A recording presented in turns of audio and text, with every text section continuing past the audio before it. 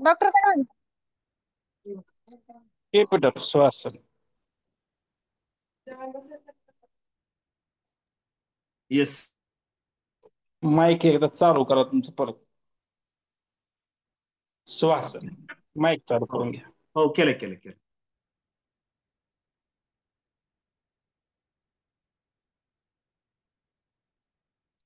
तर आपण काल राम सरांनी एक सूचना केली होती की 4-5 उदाहरणं एका क्लासच्या सरांनी सुचवले होते की 4-5 उदाहरणं घ्या तुम्ही. त्यामध्ये वेन आकृती किंवा तर्क आणि अनुमान, तर्क आणि अनुमान या टॉपिक वरले आपण उदाहरण घेतले. मला एक लक्षात आलं की आपण ठीक आहे, आपण तर्क अनुमान संदर्भात अगोदर वेन आकृतीवरले उदाहरण घेऊ. वेन आकृती क्लिअर झाली की आपल्याला तर्क आणि अनुमानाकडे जाता येईल. तुम्हाला काल आठवत असेल आपण तर्क आणि अनुमानावरलं एक एक एक उदाहरण आपण पाहिलं होतं.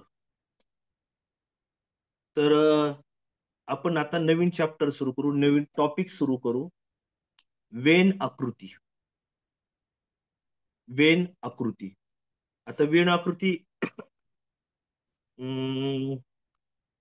आपल्याला वेन आकृती घेताना आपल्याला चौकोन, त्रिकोण, वर्तुळ अशा वेगवेगळ्या आकृत्यांचा आपल्याला म्हणजे एक उपयोग करावा लागतो. त्रिकोण असतील, चौकोन असतील आणि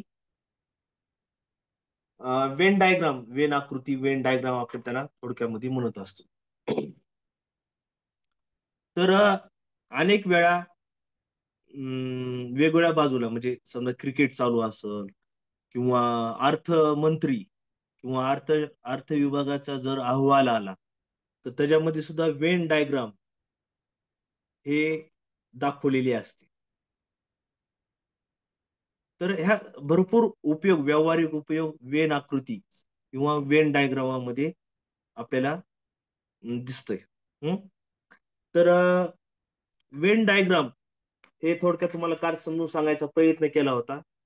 वेन आकृती, वेन आकृती म्हणजे काय? एक सुंदर आता उदाहरण, पहिलं उदाहरण आहे. आपण उदाहरण घेऊ. आपण आता इथं स्टुडंट आहेत. स्टुडंट म्हणजे काय? विद्यार्थी आहेत.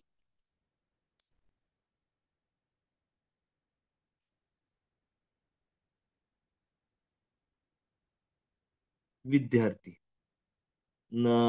प्रथम काय म्हणतात, फर्स्ट डिव्हिजन म्हणजे काय रे मराठीत काय म्हणतात? पहिल्या प्रथम फर्स्ट डिव्हिजन म्हणजे काय मराठीत? नाही, तुकडी नाही. First division, second division, third division नाही, तुकडी नाही, तुकडी नाही, तुकडी नाही, तुकडी नाही. प्रथम श्रेणी, प्रथम श्रेणी आणि तिसरी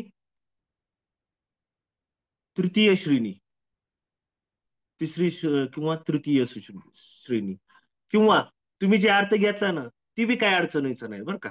म्हणजे पहिली तुकडी, ओके, तुम्ही घेतलेला अर्थ बरं का, पहिली तुकडी आणि तिसरी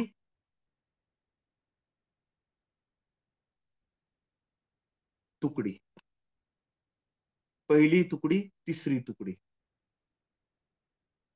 आता या पद्धतीनं आपल्याला ही करायची.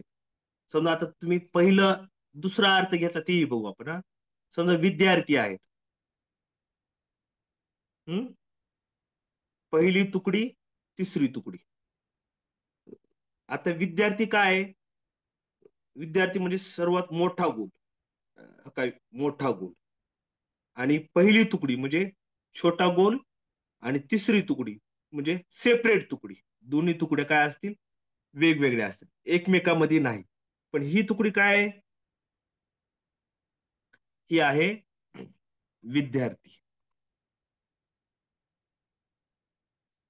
नंतर ही काय? First division. आणि ही काय? Second division. हम्म म्हणजे ह्याचं काय इथे वेन आकृतीमध्ये हे ना 2022च्या टेट परीक्षेमध्ये आलेलं उदाहरण आहे. सर्वांना समजलं? काय अडचण? का काही विद्यार्थी आणि विद्यार्थ्यांमध्ये काय छोटे दोन गोल, एक फर्स्ट डिव्हिजन, सेकंड डिव्हिजन.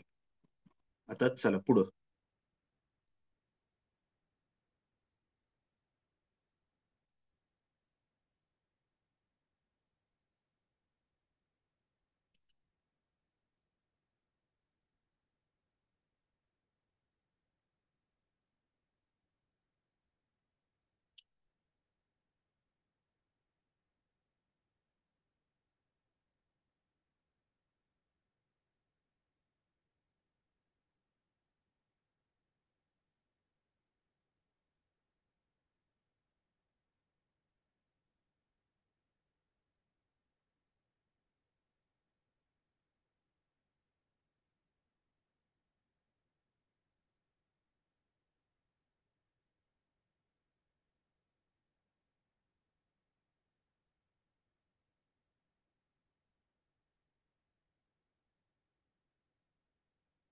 सर्वांनी एकच उत्तर दिलंय, पण ऐका ऐका ऐका. थांब ऐक हा. कारखाना. कारखाना म्हणजे काय? मोठा गोल. हं? मोठा गोल. आता उत्पादन आणि मशिनरी हे एकात एक आहेत का वेगवेगळे भाग आहेत? उत्पादन आणि मशिनरी. उत्पादन वेगळं, मशिनरी वेगळी. कारखाना. आता समजा कारखाना एक अंबेजोगाई सहकारी कारखाना आहे. हा, सहकारी कारखाना. हा, त्याच्यामध्ये मशिनरी वेगळी आहे आणि त्याच्यापासून उत्पादन काय होतंय, साखर वेगळी. साखर वेगळी, मशिनरी वेगळी आणि कारखाना वेगळा. म्हणजे कारखान्यामध्ये मशिनरी वेगळी आहे आणि उत्पादन वेगळे.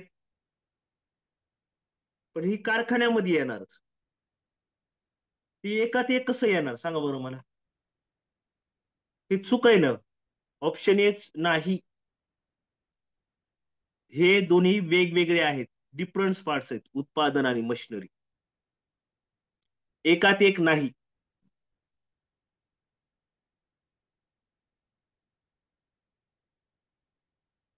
ओके. चला तिसरं. तर्क आणि अनुमान. तर्क आणि अनुमान. तर्क लावायचा ह्याच्यात, लॉजिक. येस, चेतनाताई करेक्ट आन्सर.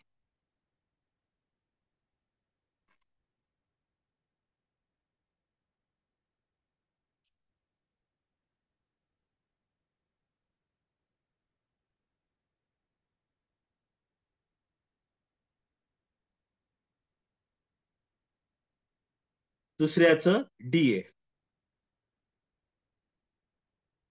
बरोबर आहे.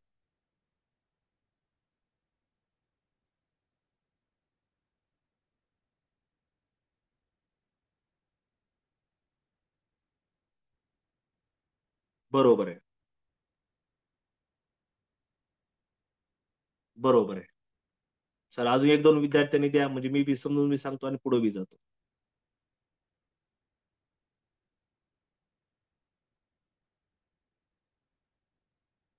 राईट. चला. राईट. आता इकडे बघा. मित्र, मार्गदर्शक, तत्वज्ञ. आता ह्याच्यामध्ये ही जसं कारखाना होता आणि कारखान्यामध्ये मशीन आणि उत्पादन होतं, तसं एक नाहीये का लक्षात घ्या ह्याच्यात. हं? मित्र आपला मार्गदर्शक असू शकतो, मित्र तत्वज्ञही असू शकतो, आणि तत्वज्ञ मार्गदर्शक असू शकतो आणि मित्रही असू शकतो. म्हणजे तिन्ही गोष्टी एकमेकांमध्ये मिसळलेल्या आहेत. तिन्ही गोष्टी एकमेकांमध्ये मिक्स आहेत. मग तिन्ही मध्ये एकमेकांमध्ये मिक्स म्हणजे कोणतं उदाहरण आहे, कोणतं ऑप्शन आहे? बघा, हे ह्याच्यातही मिसळलाय, हे ह्याच्यात मिसळलाय, हे ह्याच्यात मिसळलाय. मिक्स. तिन्ही पण काय झालंय, एकमेकांमध्ये मिक्स झालेलं आहे.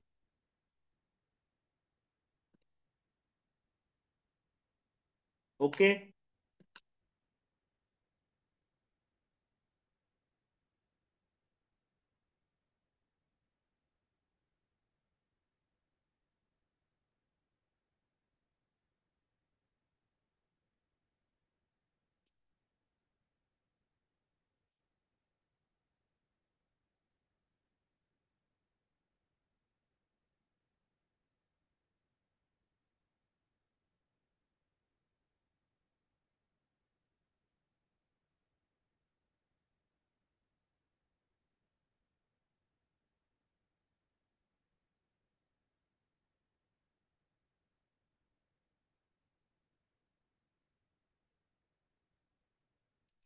परीक्षेत आलेले उदाहरण आहे.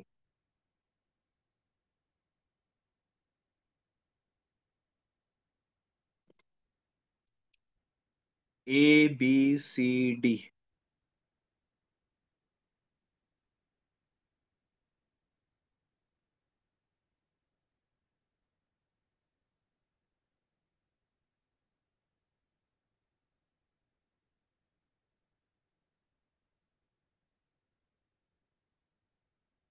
चला आपण एक काम करू आता. सोडू आपण. पाणी, द्रव पदार्थ, रॉकेल. आता पाणी आणि रॉकेल ही दोन्ही द्रव पदार्थ आहेत. पाणी आणि रॉकेल द्रव पदार्थ आहेत. म्हणजे मोठा गोल काय असणार आहे? द्रव पदार्थ. मोठा गोल काय असणार आहे? द्रव पदार्थ. ओके. आणि त्याच्यामध्ये पाणी आणि रॉकेल ही दोन्ही वेगवेगळे. हे पाणी आहे आणि हे रॉकेल आहे. पाणी आणि रॉकेलचा काहीच एकमेकाशी संबंध नाही, त्यामुळे वेगवेगळे गोल. पाणीचा वेगळा गोल, रॉकेलचा वेगळा गोल. आणि पाणी आणि रॉकेल हे दोन्ही काय आहेत? लिक्विड आहेत, लिक्विड. द्रव पदार्थ आहेत.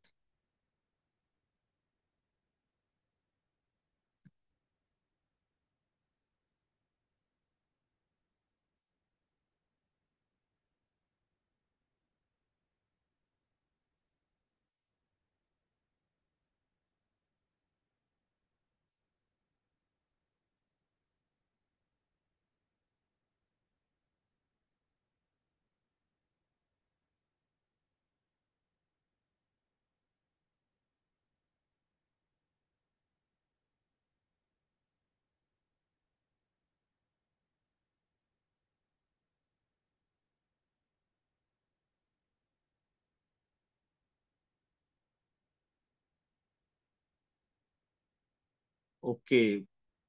चला, राईट आहे.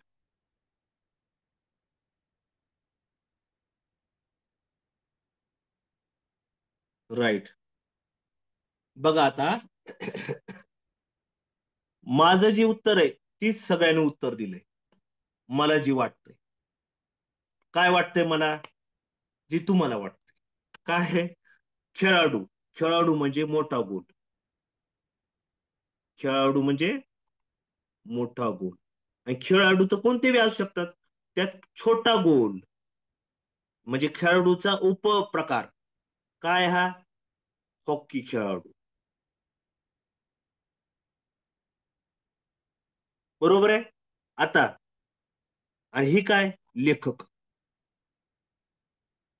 लेखकाचा खेळाडूशी काहीच संबंध नाही, हॉकीच्या खेळाडूशी काहीच संबंध नाही. बरोबर आहे. सगळ्यांनी हीच उत्तर दिलेलं आहे. माझं उत्तर हेच आहे. परंतु परंतु मला स्पष्टीकरणामध्ये काय दिलंय मी तुम्हाला वाचून दाखवू का? दाखवू का पुस्तकातलं? पुस्तकातलं वाचून दाखवू.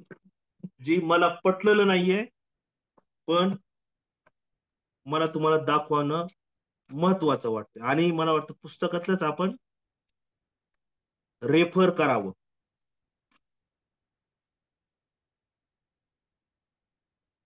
थांबा एक मिनिट. पुस्तकात काय दिलंय बघा.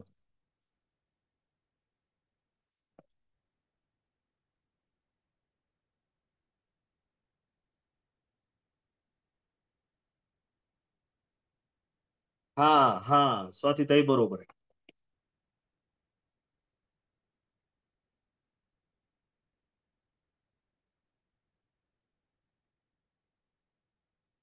दिसतंय का तुम्हाला?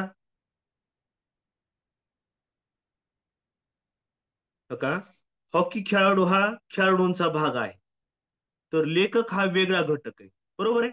आपण त्याच पद्धतीने ही विचार केलाय. का हॉकीचे खेळाडू या खेळाडूचा भाग आहे आणि लेखक हा वेगळा भाग आहे. परंतु इथं काय म्हणतात बघा आता स्पष्टीकरणामध्ये. हम्म हॉकीचे खेळाडू हा ठीक आहे. मात्र लेखक खेळाडू असू शकतात. मात्र लेखक खेळाडू असू शकतात. तसेच खेळाडू लेखक असू शकतात. मात्र लेखक खेळाडू असू शकतात आणि खेळाडू लेखक असू शकतात. हे संबंध एका वर्तुळात दुसरे वर्तुळ, त्यांना छेदणारे तिसरे वर्तुळ, असे पर्याय नंबर 3 असायला पाहिजे. त्यांचं काय म्हणणं आहे माहितीये का? खेळाडू लेखक बी असू शकतात, हॉकीचे खेळाडू लेखक बी असू शकतात. हम्म त्यामुळं हा जो आहे ना हॉकीचा लेखकाचा, हा लेखकाचा काय करतो, ह्याच्यामध्ये जातो. खेळाडू बी असू शकतात आणि हॉकीचे खेळाडू असू शकतात. हा लेखक,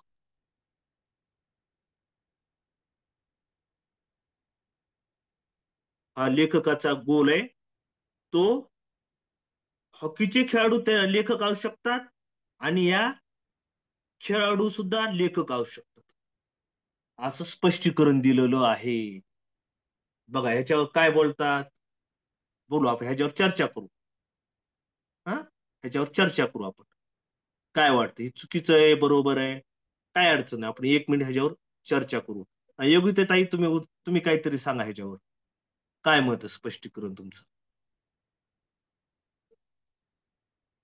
तुमचं माईक ऑन केलेलं आहे. हा सर, मला काय वाटतंय पहिलीच तुम्हाला, सांगा. पद्धत योग्य वाटतेय. हा. पहिल्याच प्रकारे उत्तर काढलेलं बरोबर वाटते. हो. कारण माझं खेळाडू मत माझं मत आणि हेच आहे. हॉकीचे खेळाडू, कारण लेखक हा परत. पूर्ण हेच वेगळा आहे. हो. त्यामुळे मला बीच वाटते. मलाही बीच वाटतंय. आपल्यातल्या बहुतांशांना सगळ्यांचं उत्तर एकच उत्तर आहे. आपले आता जवळपास मला वाटतं 12-13 हो सर. विद्यार्थ्यांनी रिप्लाय दिला. सगळ्यांनी बीच उत्तर दिलंय. ए बी दिलं नाही, सी बी दिलं नाही, डी बी दिलं नाही. एका विद्यार्थ्याने सी दिलंय शेवटी नंतर. पण ते काय म्हणायला लागले, लेखक हा खेळाडू असू शकतो. मी आता स्पष्टीकरण बघितलंय पुस्तकातलं. आणि हो मग हो. हॉकीचे खेळाडू बी असू शकतात. त्यामुळं ह्याच्यामध्ये गोल टाकलाय. ठीक आहे, जाऊ द्या. चालेल, ओके, पुढे जाऊ आपण.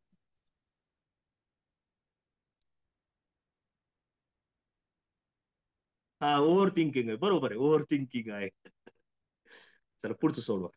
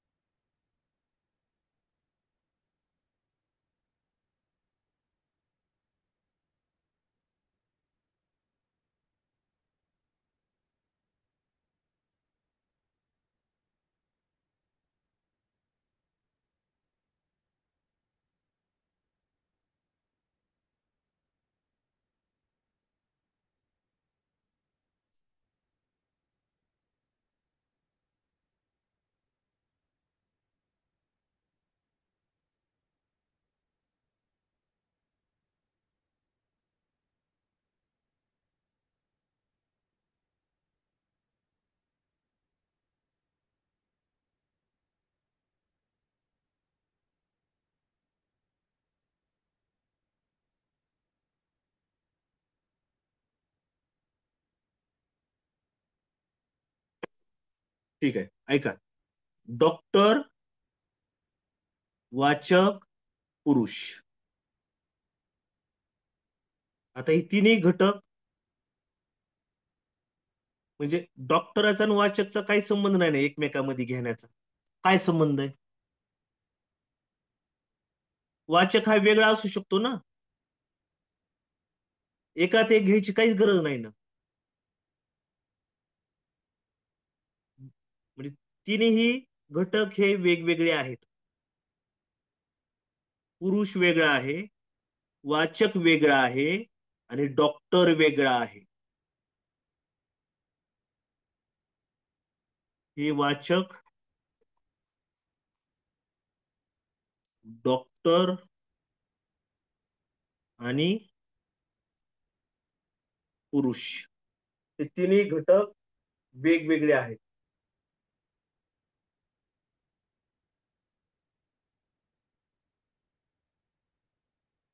बघा, डॉक्टर ही वाचक बी असू शकतात, बरोबर आहे का नाही?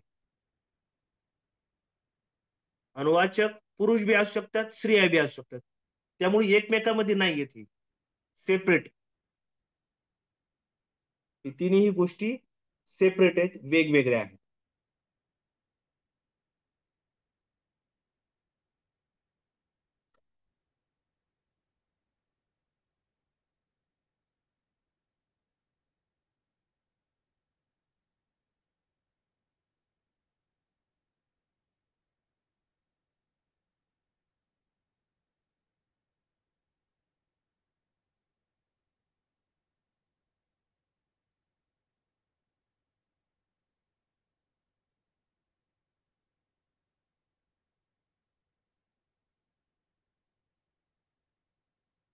खालच्याच हीच नाहीये.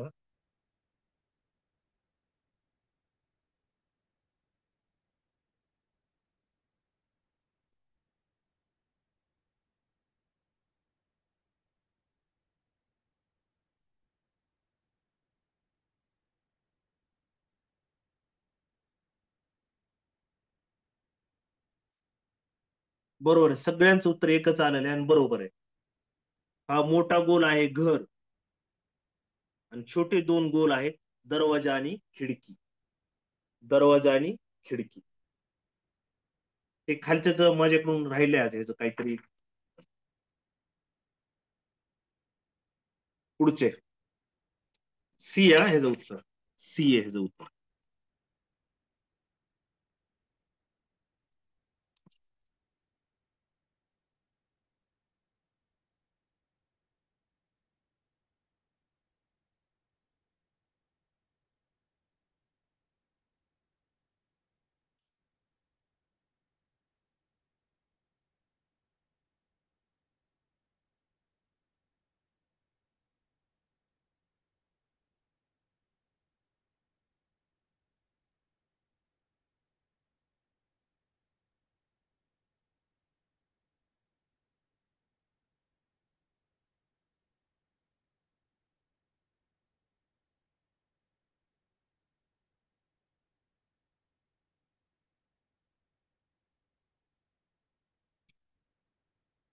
विचार करा बर का. मोठा गोल होऊ शकतो का? मोठा गोल होऊ शकतो का? विचार करा. हा, सारिका ताई करेक्ट आन्सर. चेतना ताई correct answer. Sumesh sir yes correct answer.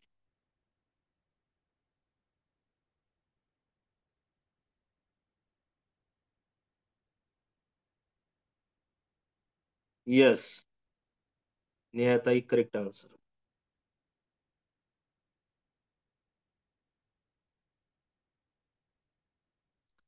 Yes. ऐका, बरोबर आहे, सगळ्यांना उत्तर. काहींना डी उत्तर दिलं होतं, पण डी नाही. बघा, स्त्रिया या मोठा गोल होणार, कारण की स्त्रिया या बहिणी बी आहेत आणि माता बी आहे. त्यामुळे स्त्रिया काय आहेत? मोठा गोल. आणि बहीण आणि माता दोन्ही होऊ शकतात, एकमेकांमध्ये मिक्स होणार आहे. हे सेपरेट नाही होणार. बहिणी आणि माता सेपरेट राहणार नाहीत, कारण की काही माता बहिणी बी आहेत आणि काही बहिणी माता बी आहेत. त्यामुळे एकमेकांमध्ये हे काय झालंय? मिक्स झालेलं आहे. एकमेकांमध्ये मिक्स झालेलं आहे, सेपरेट नाहीयेत बहिणी आणि माता. ओके, कुणाला समजलं नाही?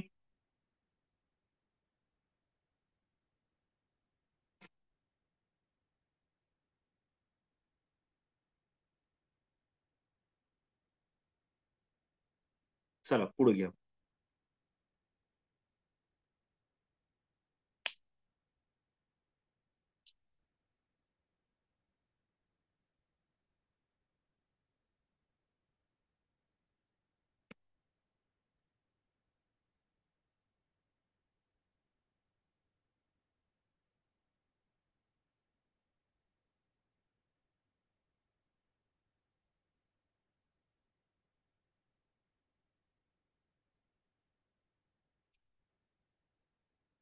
No no no no.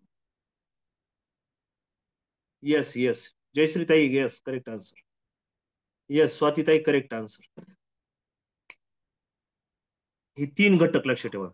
खेळाडू, लेखक, चित्रकार.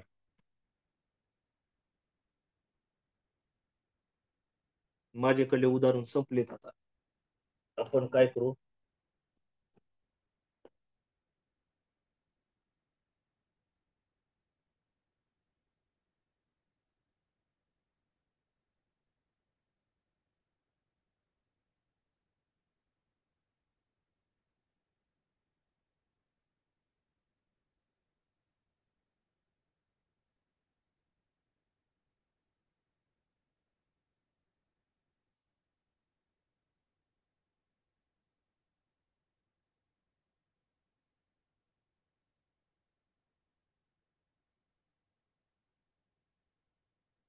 सी उत्तर आहे. नाही नाही, हे काय उत्तर आहे ह्याचं? डी उत्तर आहे, डी. सॉरी सॉरी सॉरी, काय ह्याच्यात काय म्हणलोय मी? सी उत्तर आहे ह्याचं. कशामुळं? खेळाडू, लेखक, चित्रकार हे वेगवेगळे आहेत, एकमेकांमध्ये मिक्स आहेत. काही खेळाडू लेखक असू शकणार आहेत, काही चित्रकार लेखक असू शकतात, खेळाडू असू शकतात. म्हणजे तिन्ही बी काय झालं, एकमेकांमध्ये मिक्स झालेत. खेळाडू लेखक बी असू शकतात, चित्रकार बी. का खेळाडू हे काय आहेत? लेखक आहेत. आणि हे आहेत चित्रकार. हे तिन्ही बी वेगळे आहेत. परंतु खेळाडू लेखक बी असू शकतात आणि चित्रकार बी असू शकतात. चित्रकार सेम दोन्ही गोष्टी लागू होतात, त्यामुळे एकमेकांमध्ये हे आहे, मिक्स आहे. तर एक उदाहरण आपण घेऊ. 2017ला टेट मध्ये आलेलं आहे, परीक्षेमध्ये आलेलं आहे उदाहरण.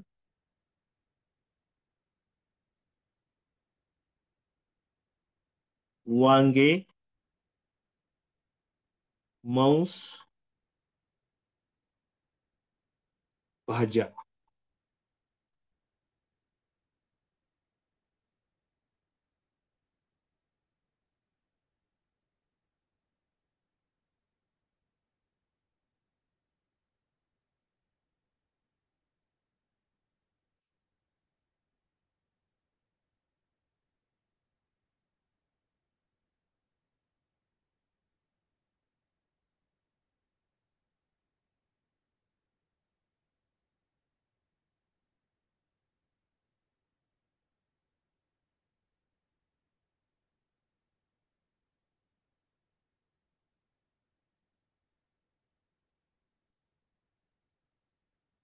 वांगे, मांस, भाज्या.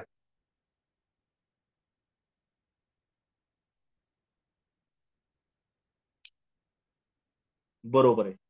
हे टेटला आलेलं उदाहरण आहे.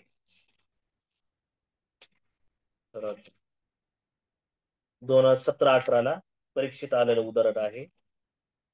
मला वाटतं सोपं आहे. अशाच प्रश्न तुमच्या परीक्षेला यावं, तुम्हाला चांगले मार्क पडो.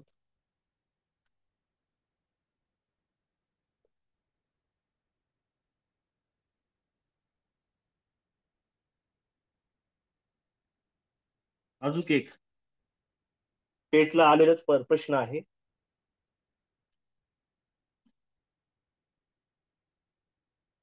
लाल,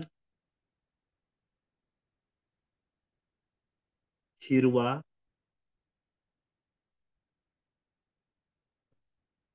आणि रंग. अरे ही तर लय सोपं आहे राव, घेऊ बी नाही असं आहे.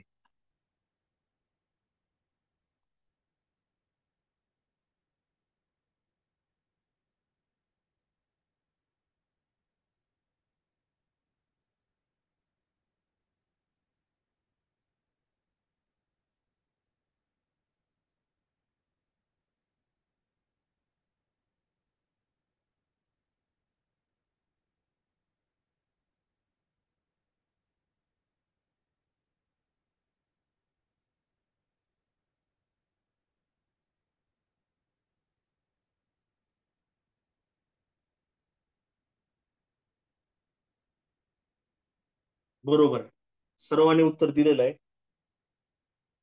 पुढचं बघूया.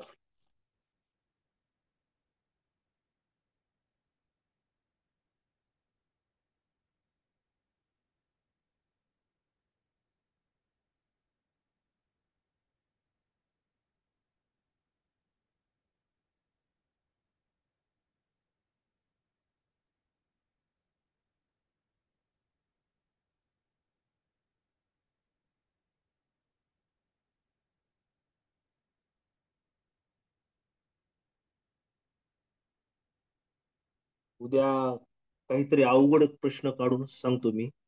आता हे 2017च्या परीक्षेमधलंच आहे.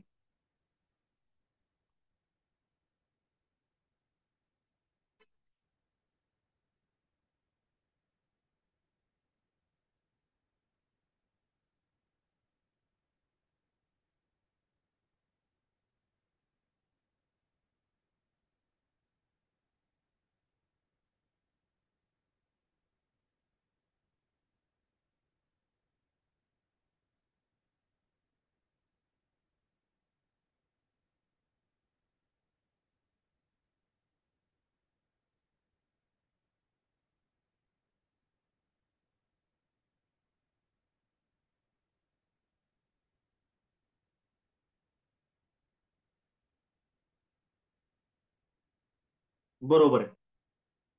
बरोबर आहे. चला अजून बघू पुढचं.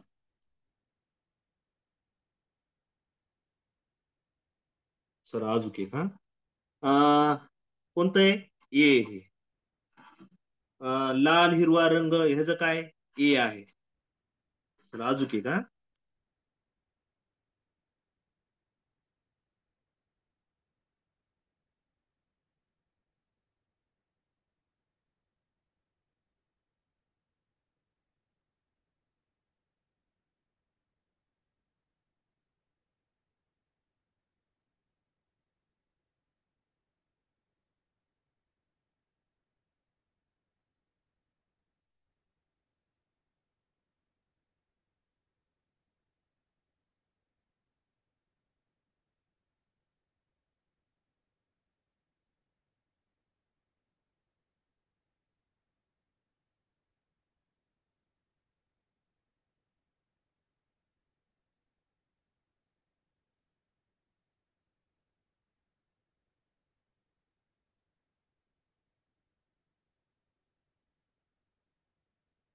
माझ्याकडे जे प्रश्नपत्रिकेचं पुस्तक आहे विद्याभारतीचं, त्यामध्ये फक्त 2017च्या प्रश्नपत्रिकेच्या संचामधले हे उदाहरण आहे. महिला, आई, विधवा.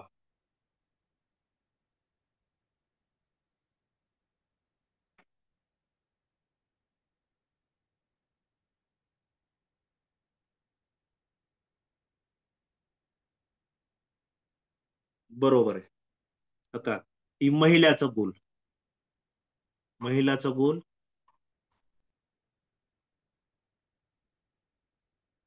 आई, काही आई विधवा सुद्धा असू शकतात, म्हणून ही मिक्स झाले एकमेकांमध्ये. आई असल आणि ही विधवा असेल. काही आई, काही विधवा आई सुद्धा असतील, काही आई विधवा सुद्धा असतील. हम्म. त्यामुळं पण ह्या दोन्ही पण काय असणार आहे? महिला असणार. ही परीक्षेत आलेलं उदाहरण आहे हा.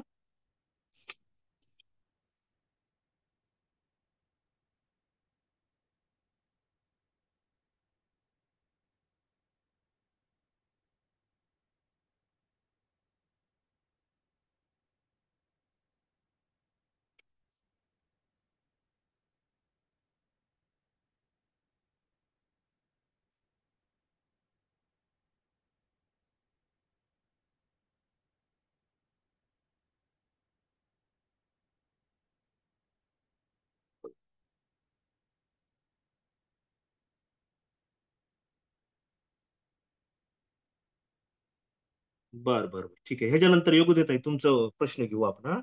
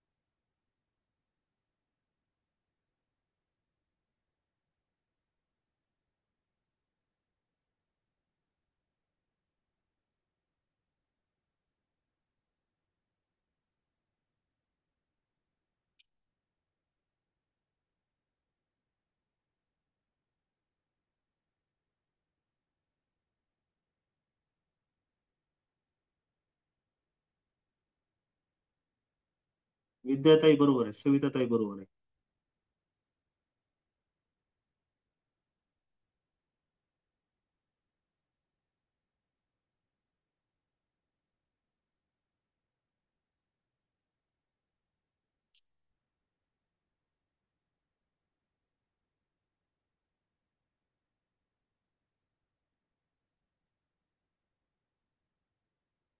हे काय वाटतंय आता पुस्तकामध्ये हे दिलंय, हा डी दिलेलं आहे. सेपरेट सेपरेट, काका वेगळे आहेत, पालक वेगळे आहेत आणि मित्र वेगळे आहेत. पण काही वेळेस नाही नाही नाही नाही, मोठा गोल काय मांडणार?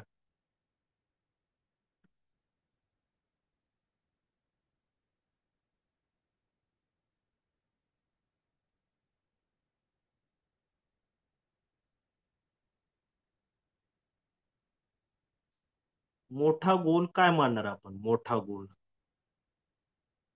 चेतनाताई सांगा, तुम्हाला काय वाटतंय बी? मोठा गोल कशाला मांडणार आपण? सर, मोठा मोठा गोल जो आहे तो पालकांसाठी मांडणार, पण त्याच्यात काका आणि मित्र, तर एक पालक काका पण असू शकतो आणि मित्र पण असू शकतो त्या विद्यार्थ्यासाठी. नाही ना, पालक आता वडील मित्र नाही ना मानायचे. मित्रासारखे वागते वगैरे ठीक आहे, ओके हा. पण मित्र वेगळा ना. पण सर, आता पालक बऱ्याचदा मित्र पण असतात ना मुलांचे. नाही नाही, ते बरोबर आहे. पालकाने मित्रासारखं वागायला पाहिजे मुलाबरोबर, बरोबर आहे. मला काय वाटतं, काही पालक,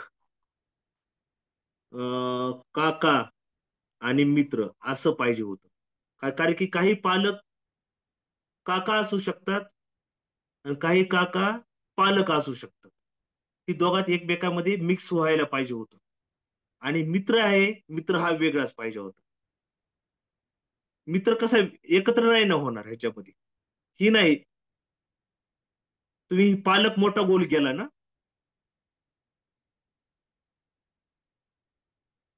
पालक मोठा गोल नाही होणार. त्यामुळे हे सेपरेट आणणार, मित्र वेगळा असणार आणि काका आणि पालक हे वेगवेगळे. पण मला असं वाटत होतं, पालक, काका आणि मित्र असं पाहिजे होतं, असं मला वाटतं. परंतु तो ऑप्शन इथं नाहीये. मग ऑप्शन नंबर डी आहे. हा, योगिताताई मला वाटतं. योगिताताई डबल सांगा बरं, तुमचा प्रश्न काय? सी नाहीये, हे मिक्स आहे ना. ऐका ना, ही वेगवेगळे, हे मिक्स व्हायला पाहिजे होतं. ही एकत्र आणलंय बघा. पालक काका हे वेगवेगळं असलं पाहिजे. काका वेगळा, पालक वेगळा. आणि हे काही वेळेस पालक काका असू शकतात आणि काही काका पालक असू शकतात. त्यामुळे ही येऊ शकते, ही नाही येऊ शकत. मोठा गोल कशात करणार तुम्ही? योगिताताई, तुम्ही कोणता प्रश्न विचारला होता?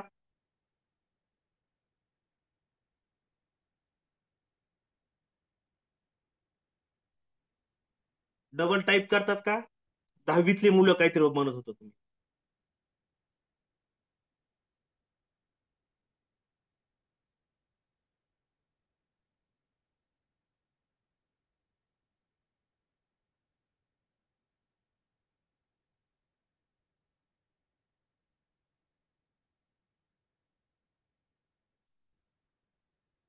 तुमचा माईक ऑन केलेला आहे योगिताताई. तुम्ही काहीतरी एक उदाहरण सांगत होतात. 10वीच्या हा वर्गातली सर, मुले, 10वीच्या खेळाडू, 10वीच्या वर्गातील वर मुले, वर्गातील मुले. हा, खेळाडू, दुसरा खेळाडू खेळाडू. हा, आणि विद्यार्थी. विद्यार्थी. हा,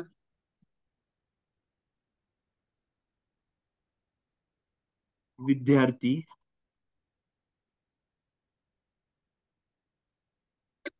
अं, विद्यार्थी ह्याच्यामध्ये 10वीच्या वर्गातील मुले,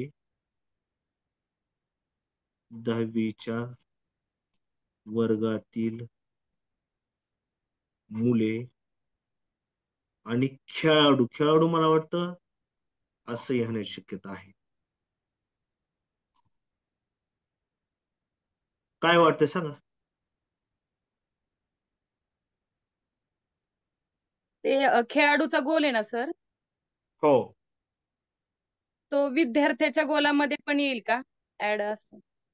हो, विद्यार्थी सगळा मोठा गोल, तर विद्यार्थ्यांमध्ये खेळाडू असणार ना. बर, नाही पर्यायामध्ये तसं आहे, काय. एक गोल आतमध्ये एक गोल आहे आणि हा जो एक मिनिट. एक एक दुसरा गोल. गोल हा एक हा एक गोल त्याच्या अजून आत एक एक गोल गोल. आणि खेळाडू हा बाहेर का. आणि नाही नाही, आतल्या गोलातूनच बाहेरच्या गोलात असा एक गोल काढलेला आहे. हा असा असा. ना. हो. बरोबर. खेळाडू म्हणजे ज्यांनी खेळ शिक्षण सोडून दिलेलं आहे, पण ते सुद्धा खेळाडू असू शकतात ना. समजा क्रिकेटमध्ये प्लेयर आहेत, ते विद्यार्थी थोडेच आहेत, खेळाडू आहेत हे. हो का. खेळाडू, हे विद्यार्थी आणि छोटा गोल आहे 10वीचे मुले. 10वीचे मुले. बरोबर आहे. इकडे बघा. हा बरोबर आहे. खेळाडू आहे ना, विद्यार्थी सगळेच खेळाडू विद्यार्थी आहेत का. नाही. आता उदाहरण सध्या IPL चालू मॅच, ती विद्यार्थी ते खेळाडू विद्यार्थी आहेत का. नाहीत ना. परंतु काही 10वीच्या वर्गातले असतील आणि काही विद्यार्थी असतील, परंतु ह्याच्या बाहेरचे विद्यार्थी काय आहेत, जे खेळाडू विद्यार्थी नाहीयेत. का बाहेरचे खेळाडू, म्हणजे हीच बरोबर आहे बरं का. योग्यता आहे, बरोबर आहे.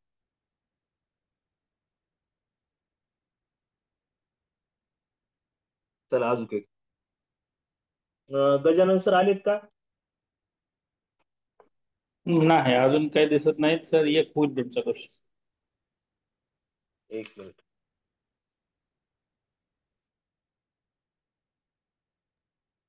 आज उदाहरण भरपूर झाले राम सर. ओके. माझ्याकडले जे अपेक्षित होते, मग मी ना ते माझ्याकडे 2017-18चं प्रश्नपत्रिकेचं पुस्तक आहे, ते हा पुस्तकाचे प्रश्न बघून आता सांगायला लागलोय. चला अजून एक घेऊ आपण.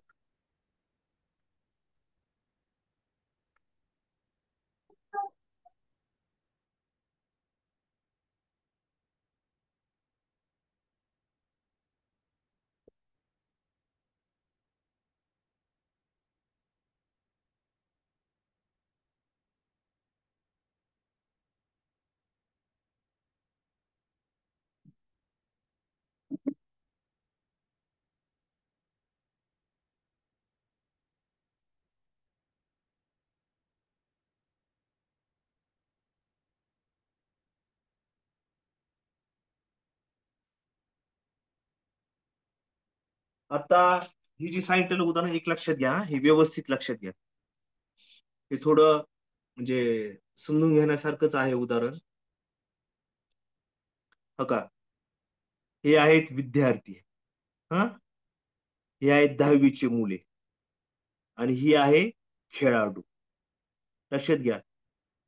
काही खेळाडू विद्यार्थी असू शकतात, काही खेळाडू 10वीचे विद्यार्थी असू शकतात, आणि काही खेळाडू हे विद्यार्थी नसणार आहेत.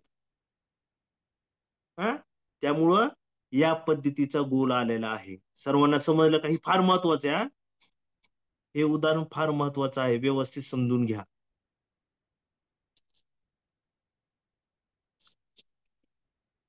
चला आता हे चिमण्या,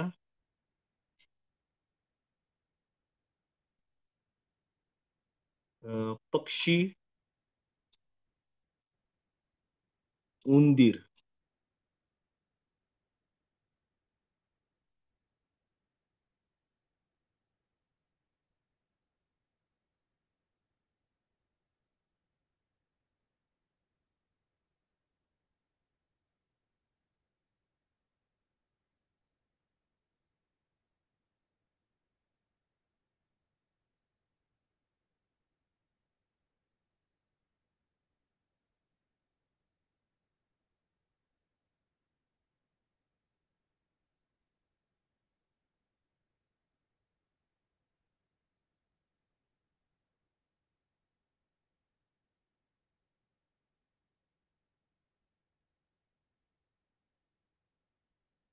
बरोबर आहे, बरोबर आहे. आता जोपर्यंत आपल्याला गजानन सर येत नाही तोपर्यंत एक छोटीशी गोष्ट आपण समजून घेऊ, जी मला बऱ्याच वेळा सांगायची होती, विसरून जायचो मी. गजानन पायथागोरस सर आलेत, त्रिकोण पण तुमची आलेत गोष्ट काय? सांगा. गजानन सर आलेत, पण तुमची गोष्ट सांगा सर. हा, पायथागोरस त्रिकूट सगळ्यांना माहित आहे. हम्म हे असं जेव्हा येत असतं त्यावेळेस पायथागोरस त्रिकूट असतं. हा कर्ण असतो, हा पाया, ही उंची. ह्या दोन संख्येचा वर्ग केला, समजा 3 आहे, ही 4 आहे. 3चा वर्ग 4चा वर्ग, 3चा वर्ग 9, 4चा वर्ग 16, 9 आणि 16 25, 25चं वर्गमूळ घेतलं आपण, 25 वर्गमूळ 5, म्हणजे कर्ण किती येतो? 5. मग आता ही पायथागोरस त्रिकूट काय झालं? 3 4 5. ओके. आता हे परीक्षेत प्रत्येक वेळेस असं वर्ग घन काढायचं नाही. काही त्रिकूट आपल्याला पाठ पाहिजे. कोणकोणते त्रिकूट आहेत?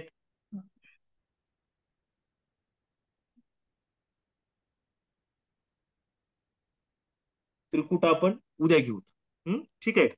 हे त्रिकूट उद्या आल्या आल्या तुम्हाला 5 6 7 8 जे त्रिकूट आहेत, जी पाठ पाहिजेत आपल्याला, ती घेऊ. आणि दुसरी गोष्ट सर्व विद्यार्थ्यांनी एक लक्षात ठेवायचे, वर्ग सगळ्यांना पाठ पाहिजेत. वर्ग आणि घन सगळ्यांकडे आहेत का? ह्याला काही ऑप्शन नाही बरं का, शॉर्टकट नाहीयेत वर्ग पाठ असायला. वर्ग घन, वर्ग आपल्याला 30 पर्यंतचे पाठ पाहिजेत आणि घन 10 ते 15 पर्यंतचे घन पाठ पाहिजेत.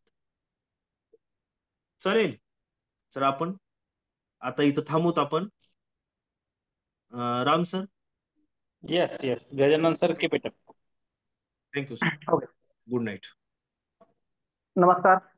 महाराष्ट्रातील तमाम भावी शिक्षकांचं मी पुन्हा एकदा प्राध्यापक गजानन कदम सर आपल्या गणिताच्या लाईव्ह सेक्शनमध्ये स्वागत करत आहे. Good evening everyone. सर्वांना आवाज येतोय? सर्वांना बोर्ड व्यवस्थित दिसतोय?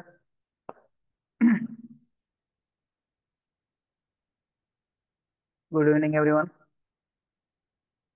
ओके, चला.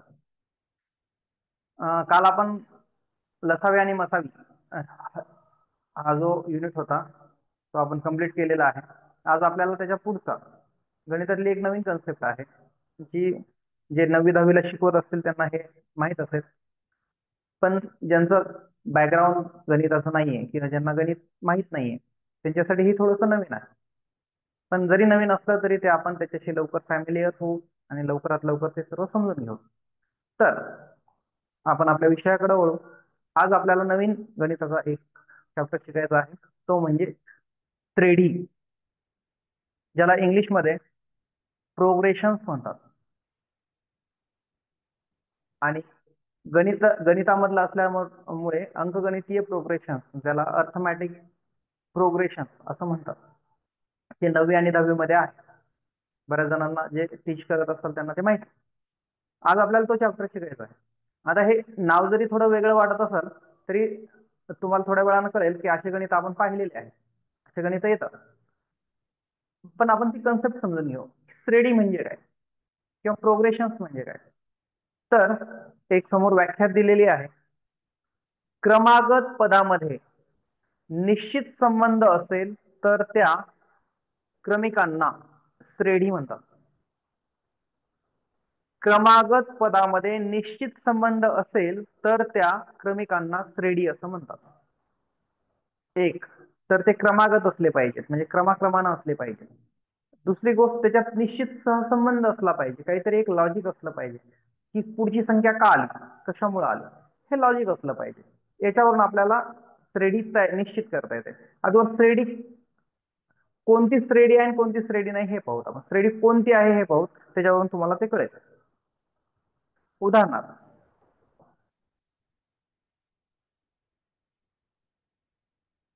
आता क्रमिका, क्रमिका या शब्दाला आपण मालिका किंवा अंक मालिका हा सुद्धा शब्द आहे. ओके.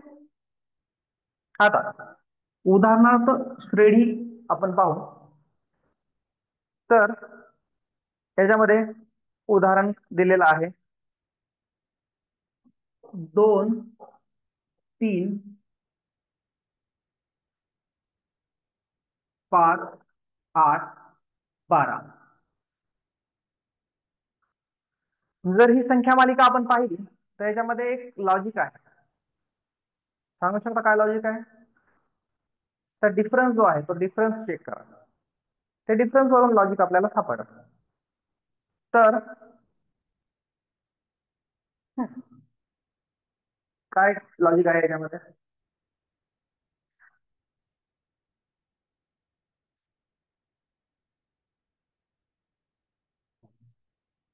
Okay, right. अगदी बरोबर आहे स्वाती मॅम. जादूवरच्या मॅडम ज्यांनी सांगितलं ते पण बरोबर आहे. बरोबर. तर यातला डिफरन्स जो आहे हा 1 आहे, हा 2 आहे, हा 3 आहे, हा 4 आहे. याचा अर्थ याच्यामध्ये लॉजिक आहे की हे एक एक ना वाढत आहे. बरोबर आहे. एक इथं +1 आहे, इथं +1 आहे, इथं +1 आहे, पुढे पण +1 जात आहे. ओके. तर याला आपण श्रेणी म्हणतो.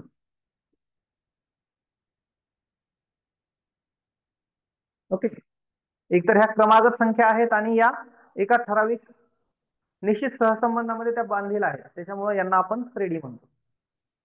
आणखी एक उदाहरण पहा. आणखी एक उदाहरण पहा. याच्यामध्ये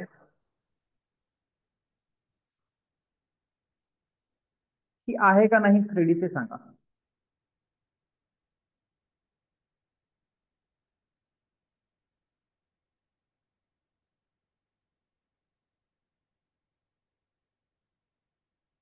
श्रेणी आहे का नाही हे मला सांगायचं. प्रोग्रेशन, अर्थमॅटिक प्रोग्रेशन आहे का नाही? येस, येस, गुड, छान. म्हणजे सर्वांना कळालं. तर ही श्रेणी आहे. निश्चित असा फरक या दोन सर्वांमध्ये आहे. या सर्वांमध्ये +5 चा फरक आहे. सर्वांमध्येच आहे, त्याच्यामुळे ही श्रेणी आपण म्हणू शकतो. बर. यामधील असं कुणाकुणाला श्रेणी माहिती किंवा हे नाव ऐकून आहे? कुणाकुणाला माहिती आणि कुणाकुणाला माहित नाही असं मला जर कळालं तर बरोबर. असे कोणी आहे ज्यांना माहितच नाही हे?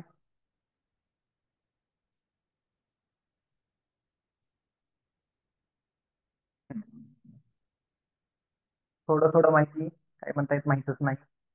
ठीक आहे. सारिका म्हणतात माहितच नाही. No idea. Okay, okay. नाव माहित नाही. तर बऱ्याच जणांना ही कन्सेप्ट नवीन आहे, म्हणून आपण ठीक आहे. म्हणजे ऑलमोस्ट आता ज्यांनी रिप्लाय दिला त्या सर्वांनाच माहित नाहीये कन्सेप्ट. तर समजून घ्या, हे 9वी-10वी मध्ये आपल्या रेग्युलर शालेय अभ्यासक्रमामध्ये आहे. परंतु साधी गोष्ट आहे. जर गणित विषय शिकवत नसाल तर ते तुम्हाला येणारच नाही समजा, अर्थमॅटिक मीनचा. ओके. तर हे तुम्हाला श्रेणी ही कन्सेप्ट कळाली का आता सध्या तरी? एवढ्या पुरतं एवढं कन्सेप्ट कळाली का? आपण त्याचे प्रश्न पण पाहणार आहेत. तुम्हाला प्रश्न बघितल्यानंतर कळेल अरे हे तर असे प्रश्न आलेले आहेत.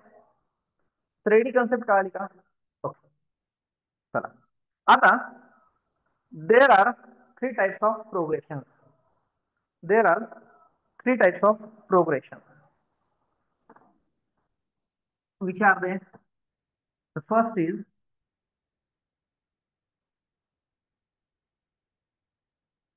त्याचे प्रकार.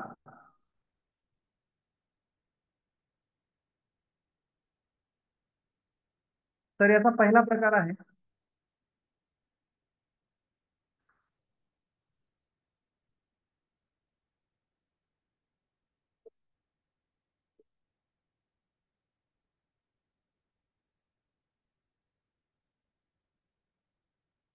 अर्थगणितीय श्रेणी,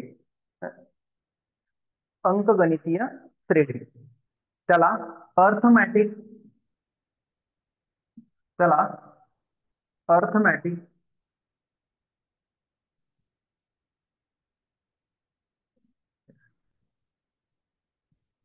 अर्थमॅटिक प्रोग्रेशन म्हणतात. त्यानंतर दुसरा प्रकार आहे तो म्हणजे भूमितीय श्रेणी, ज्याला जॉमेट्रिक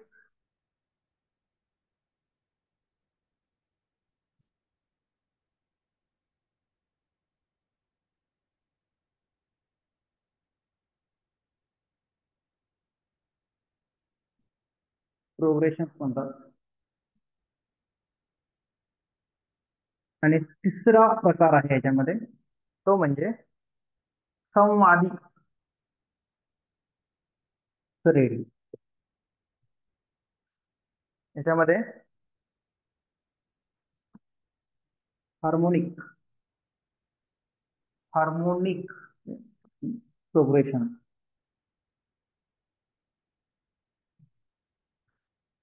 तर बघा हे 3 प्रकारचे प्रोग्रेशन आपल्या गणितामध्ये असतात. अंकगणितीय श्रेणी, अर्थमॅटिक प्रोग्रेशन, त्यानंतर भूमितीय श्रेणी जॉमेट्रिक प्रोग्रेशन, तिसरं म्हणजे संवाद श्रेणी हार्मोनिक प्रोग्रेशन. दिसत नाही का?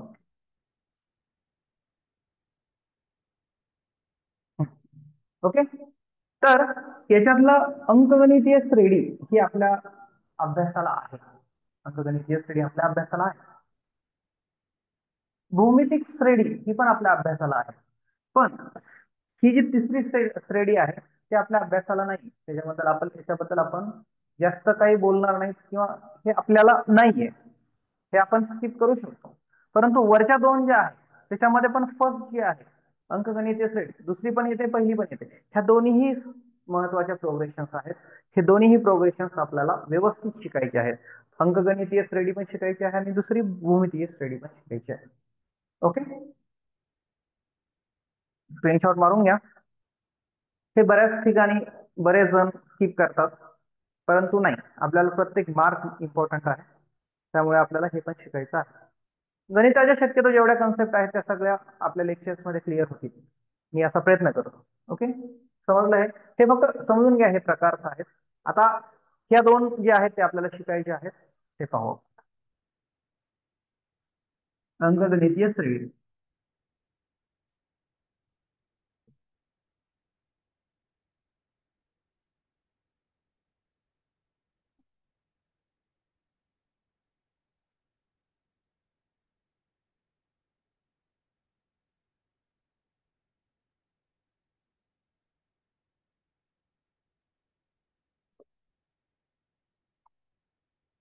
अंकगणितीय श्रेणी. आता याच्यावर आपण उदाहरणं पाहू. उदाहरणं पाहिल्यानंतर तुम्हाला ते कळेल की कसं असतं. त्या अगोदर एक छोटासा फॉर्म्युला आहे. फॉर्म्युला हा खूप महत्वाचा आहे गणितामध्ये. जसं तुम्ही क्रिकेटचे जर शौकीन असाल, क्रिकेट जर तुम्हाला आवडत असेल तर क्रिकेटमध्ये एक शब्द वापरला जातो, कॅचेस विन द मॅचेस. म्हणजे कॅच जो असतो, झेल जे असतात ते मॅच जिंकवतात. तसं गणितामध्ये फॉर्म्युलाज मस्त आहे. ज्याला फॉर्म्युला येतात त्याला गणित व्यवस्थित येतं. पहिली गोष्ट आहे फॉर्म्युला माहित असणं. दुसरी गोष्ट आहे त्याचं ऍप्लिकेशन करणं. ऍप्लिकेशन म्हणजे त्याचं उपयोजन करणं. तर हे आपल्याला दोन्ही शिकायचं आहे. पहिल्या सुरू फॉर्म्युला समजून घेऊ आपण, काय आहे फॉर्म्युला. तर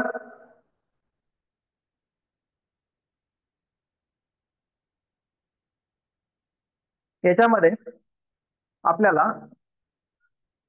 अंकगणितीय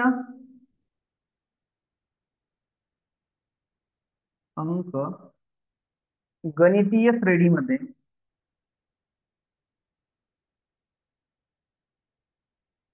हे तुम्हाला उदाहरण ज्यावेळेस, हा JSM अगदी बरोबर. श्रेणीमध्ये पुढचे पद मिळवण्यासाठी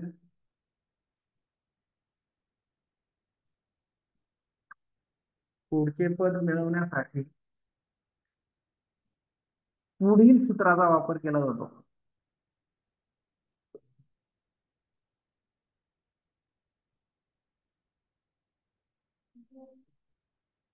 पुढील सूत्राचा वापर केला जातो. सूत्र असं आहे,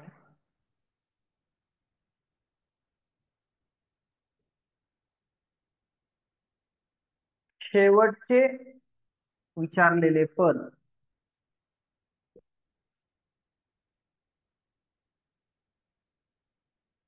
बरोबर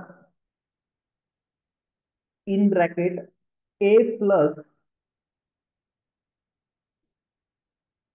in bracket n minus 1 bracket close multiply by T bracket close. Okay, तर अशा पद्धतीचं हे सूत्र आहे. पण सूत्र जरी हे असलं तरी याच्यामधले जे अल्फाबेट्स आहेत याला प्रत्येकाला एक काही नियम असतात. म्हणजे ए म्हणजे काय, एन म्हणजे काय, डी म्हणजे काय, हे जोपर्यंत समजणार नाही तोपर्यंत हे तुम्हाला अप्लाय करता येणार नाही.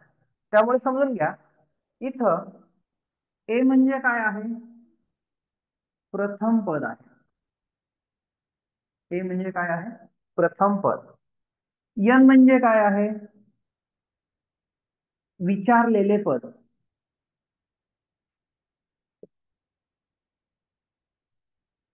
विचारलेले पद क्रमांक. आता हे आणि तिसरं आहे D. D for what, D for संख्येमधील फरक.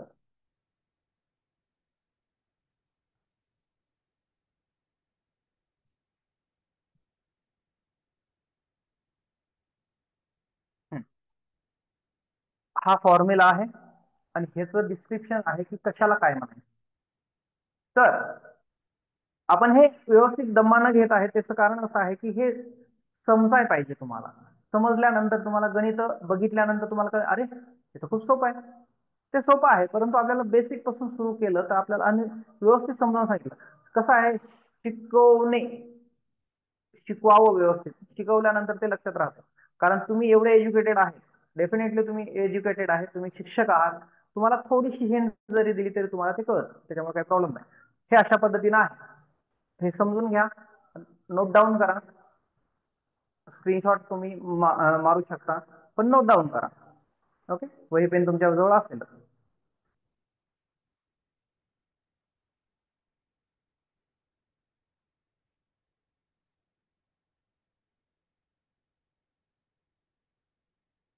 ओके, नोट डाऊन केलं.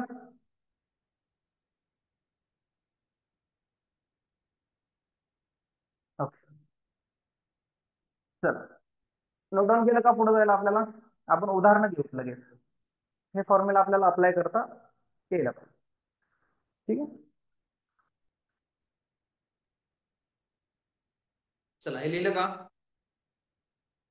पुढे जायला.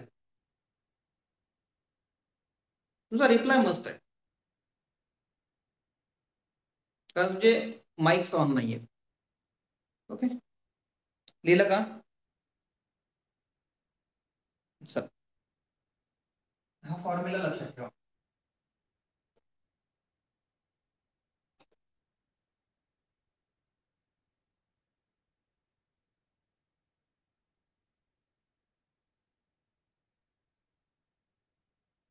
आता उदाहरण पाहू.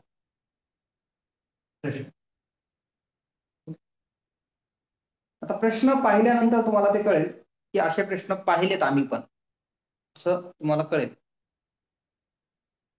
प्रश्न आहे 12, 17, 22, 27, 12, 17, 22, 27, 32, 37 यात 29 वे पद कोणते.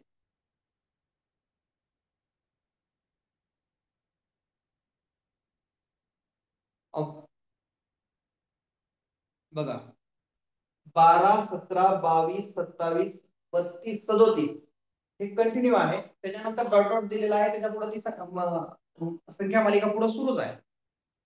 पण यांनी प्रश्न असा विचारलेला आहे, याच्यामध्ये 29वे पद कोणती संख्या असेल असं तुम्हाला विचारलेलं आहे. हे तुम्हाला काढायचं आहे. ही श्रेणी आहे आणि याच्यामध्येच तुम्हाला तो फॉर्म्युला अप्लाय करायचा आहे. आपण पहिलं गणित पाहू, त्यानंतर आपण दुसरे तुम्ही आपण पाहू शकतो. ओके, चला. तर आपण सुरुवातीला फॉर्म्युला आपण बरं याच्यामध्ये अगोदर ए काय आहे, चला माझ्या बरोबर चला. ए काय आहे याच्यामध्ये, ए म्हणजे काय आहे, पहिलं पद. बरोबर, याच्यामध्ये पहिलं पद लक्षात ठेवा, पहिलं पद इथं आहे. बरोबर, तर हे पहिलं पद आहे म्हणून 12 इज ए. ओके, दुसरं एन. एन विचारलेलं आहे. एन म्हणजे काय असतं, एन म्हणजे विचारलेलं पद. किती आहे विचारलेलं पद, 29. आणि शेवटी आहे D. D for what, D for difference. Difference म्हणजे फरक. आता याच्यामध्ये फरक कितीचा येतोय, गुड, याच्यामध्ये फरक येतोय 5. आपल्याला तिन्ही गोष्टी मिळाल्या, ए एन डी मिळाला. आता फॉर्म्युला अप्लाय करूत आपण. थोडस चुकलं मॅम.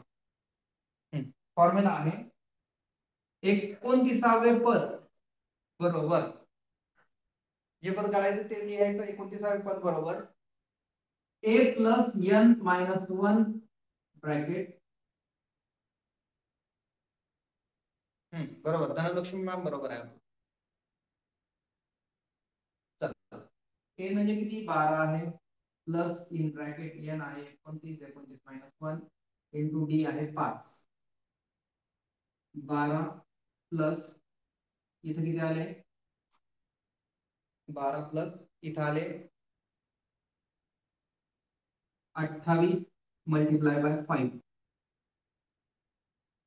अगोदर या दोन्हीचा गुणाकार करायचा. ही कंसाच्या बाहेरची संख्या कंसाच्या आतल्या संख्येला गुणाकारच असतो, त्याच्यामुळं 28 गुणिले 5, 28 गुणिले 5 8 पंचे 40, 10 आणि 14. ओके, म्हणजे 12 प्लस 140 बरोबर 152. तर 29वे पद जे आहे ते 152 आहे. 152 क्रमांक हा 29व्या स्थानी येणार आहे. माधुराम बरोबर आपलं.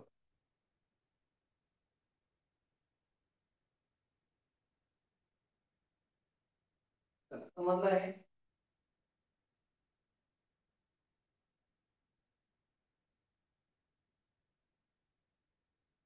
समजलं काय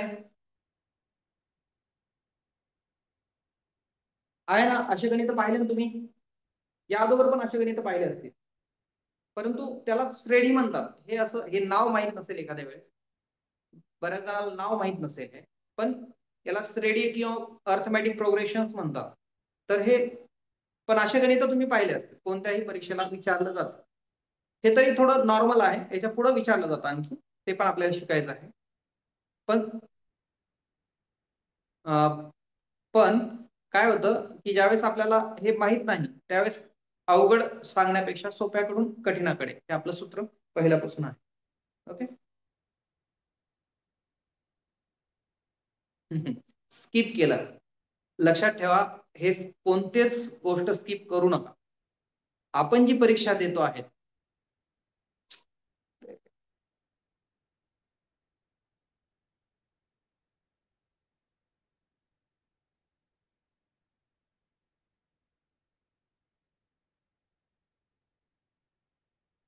ओके, सॉल्व्ह केलं माहित नव्हतं. हा, तेच मी बऱ्याच जणांना तेच म्हणतो की हे नाव माहित नसणार आहे, बाकी सर्वांना बऱ्याच जणांना ते माहित असेल. चल, आता पुढचं आपण उदाहरण पाहू. सोपं आहे.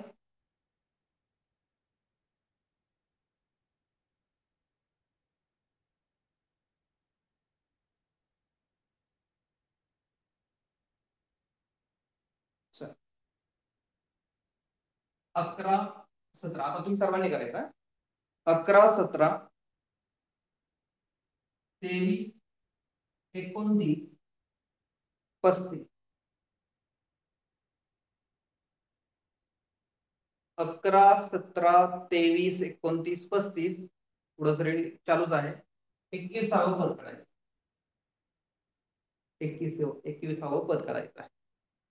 चला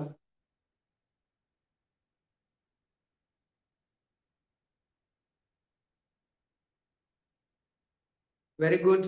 येस रे मॅम, कॉंग्रॅच्युलेशन.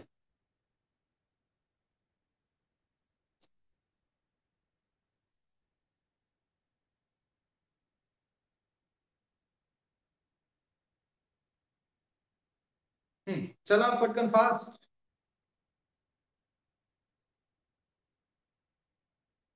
योगिता मॅम बरोबर आहे.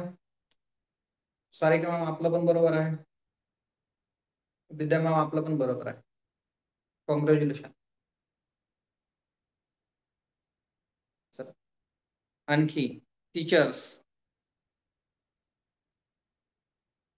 सविता मॅम बरोबर, शीतल मॅम बरोबर, गुड. श्रेया मॅम आपलं पण बरोबर आहे. उषा मॅम आपलं पण बरोबर. धनलक्ष्मी मॅम बरोबर, गुड. सुमेश सर बरोबर, छान. कॉंग्रॅच्युलेशन सुमेश. चला हे अवघड आहे का? May be not.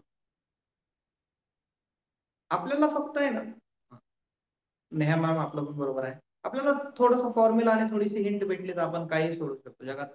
शिक्षकांना जर विमान चालवायचं प्रशिक्षण दिलं तर विमानही चालू शकतं, असं मला तरी वाटतं.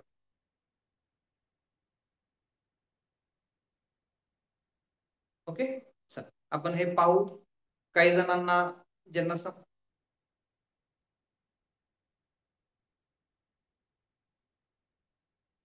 हा ओके, आपल्याला काही जणांनी ज्यांना उत्तर आले नाहीत किंवा ज्यांना समजलं नाही त्यांच्यासाठी एक उदाहरण पाहू. चल त्याच्यामध्ये ए जो आहे 11 आहे. ज्यांना अंकगणिताची अंकमालिका सुरू होते ते घ्यायचं. एन जो आहे, एन हा जेवढं जे पद काढायला सांगितलं ते एक आहे. आणि डी हा डिफरन्स आहे. 11 आणि 7 मध्ये कितीचा डिफरन्स आहे? 6चा डिफरन्स आहे. बरोबर, 6चा डिफरन्स आहे. 21वे पद काढायचं आहे. बरोबर, A plus in bracket N minus 1 multiply by D. A आहे 11 प्लस इन ब्रॅकेट 21 मायनस 1 5. आता लक्षात ठेवा, हे ज्या वेळेस तुम्ही परीक्षेमध्ये करणार आहे हे काहीच लिहायचं नाहीये. डायरेक्टली हे आपल्याला कळालं ना, हे डायरेक्ट फॉर्म्युला लिहायचं, डायरेक्टली उत्तर काढायचं. हे लिहायचं नाहीये. आपल्याला लिहिण्याचे मार्क नाही आहेत. आपल्याला ऑप्शनचे मार्क आहेत. कसे घेतलं? ओके, स्नेहल मॅम म्हणतायत की ए कुठं घेतलं? 6. ए नाही, डी आहे. डी 6 कसं घेतलं? डी काय आहे? फरक आहे. ओके, फरक आहे. आता या दोघांमधला फरक किती आहे? 6. या दोघांमधला फरक किती आहे? 6. तर हा, या प्रत्येक संख्येमधला 11 आणि 17 मध्ये फरक किती आहे? 6. बरोबर, 23 मध्ये फरक किती आहे? 6. तो फरक असतो, तो फरक घेतलेला आहे. म्हणून डिफरन्स ए डी जो आहे, डी फॉर डिफरन्स आहे. डी कशासाठी आहे? डी फॉर डिफरन्स आहे. डिफरन्स म्हणजे फरक. फरक कितीचा आहे? 6चा फरक आहे, म्हणून 6 घेतला. समजलं का मॅम? डी का घेतला? 6 कळालं का?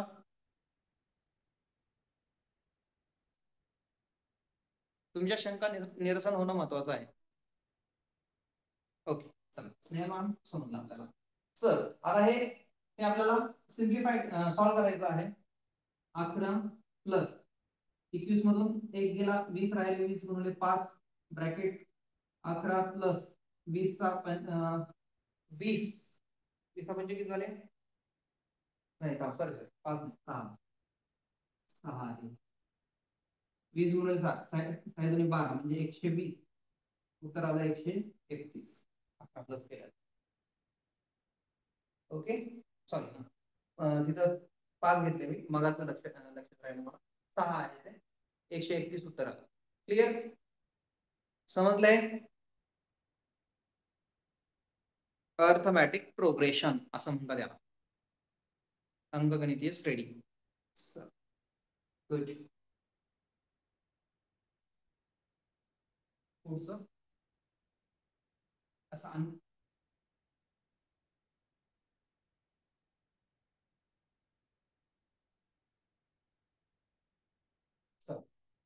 3, 7,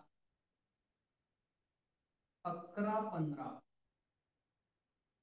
3, 7, 11, 15, 19, 36वे पद किती? हा प्रश्न आहे. 36वे पद काढायचं आहे. ही अंकगणितीय हे संख्या मालिका आहे, त्याच्यामध्ये तुम्हाला 36वं पद काढायचं. चला, येत आता तुम्हाला, काही अवघड नाही.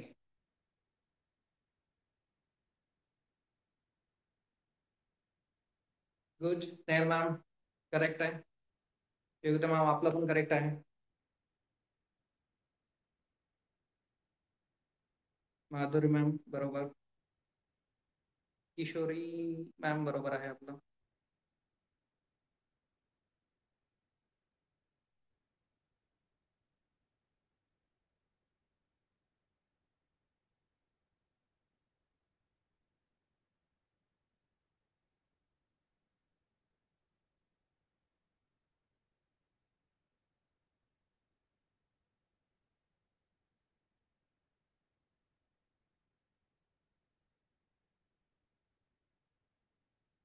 ओके, शीतल मॅम बरोबर आहे. सर्वांचंच आतापर्यंत बरोबर आहे. धनलक्ष्मी मॅम बरोबर आहे. छान. म्हणजे ही कन्सेप्ट आपल्याला व्यवस्थित समजलेली आहे. बरोबर आहे. नेहा मॅम आपलं पण बरोबर आहे.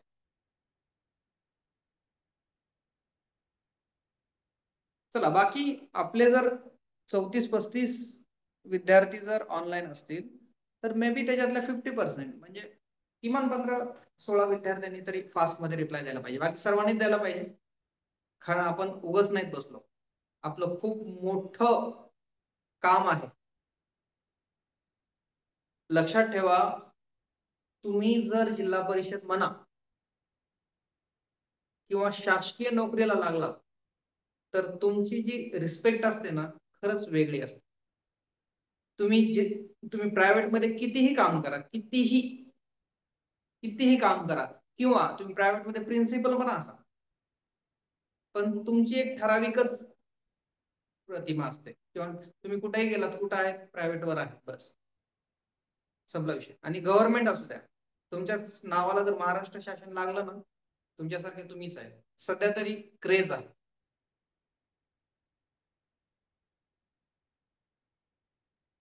प्रायव्हेट मध्ये तुम्हाला लाख रुपये पण पगार असू द्या, काही अर्थ नाही. जी सिक्युरिटी आणि जे रिस्पेक्ट हा वेगळा पार्ट आहे. रिस्पेक्ट, परंतु रिस्पेक्ट आता कोण देतं, कोण कसं देतं, पण ते सोडून द्या. पण सोसायटीमध्ये तुमचा रिस्पेक्ट असतो. तुमची पूर्ण लाईफ आणि तुम्ही मरेपर्यंत, मेल्यानंतर पण तुम्ही सिक्युअर करता तुमची लाईफ. त्याच्यामुळे सरकारी नोकरी महत्वाची आहे. आणि त्याच्यातून शिक्षकाची तर लयच भारी. 220 दिवस काम करा, 365 दिवसाचा पगार उचला. म्हणजे असं सुट्ट्या सोडून आहे. कुणाला वेगळं वाटायची गरज नाही. चांगली नोकरी आहे. प्रत्येक सण आपल्या आप्तसोकिया बरोबर घालवता येतो. प्रत्येक सुट्टी एन्जॉय करता येते. प्रत्येक वॅकेशन एन्जॉय करता येतो. सगळ्यात बेस्ट नोकरी. आणि त्याच्यामध्ये सगळ्यात बेस्ट याच्यासाठी पण झिरो करप्शन आहे. झिरो करप्शन म्हणजे शिक्षक झाल्यानंतर तुम्ही फक्त जास्तीत जास्त काय करू शकतात. एकानं विचारलं, सर शिक्षक जास्तीत जास्त किती चोरी करू शकतो, तर एकानं म्हणला की शिक्षक फक्त शाळेतले खडू घरी नेणे इतकी चोरी करू शकतो, पण घरी नेल्यानंतर पण तो शिकवेलच त्या खडून, एवढी चोरी करू शकतो. आता तर ते पण राहिलं नाही. आता मार्कर्स आलेले आहेत. बरोबर आहे. मार्कर आलेले आहेत तर मार्कर घेऊन जाता येत नाही घरी, रिफिल करता येते पर्यंत ठीक आहे. त्यामुळं गव्हर्नमेंट नोकरीचं वलयच वेगळं आहे. त्याच्यामुळे तुम्ही सर्वांनी जेवढं शक्य आहे तेवढं, कारण हा शेवटचा चान्स असू शकतो काही जणांसाठी, ऑलमोस्ट बऱ्याच जणांसाठी, तर हा चान्स मिस करू नका. तुम्ही ज्यावेळेस जाताल ना, तुमचं ज्या दिवशी तुम्ही जिल्हा परिषद मध्ये लागलात ना, तुम्ही असं जागेवरून 5 फूट उडाल. इतकी आनंद असतो, इतका आनंद जिल्हा परिषद झाला. आपल्या बरोबरचे गेल्या वेळेस लागले असतील ना, तर विचारा त्यांना काय आनंद होतो. चला. असं कुणाला वाटत नाही दुःखावर मीठ चोळत आहेत असं काही नाही. मी सांगतोय सिच्युएशन आहे, हे खरी आहे.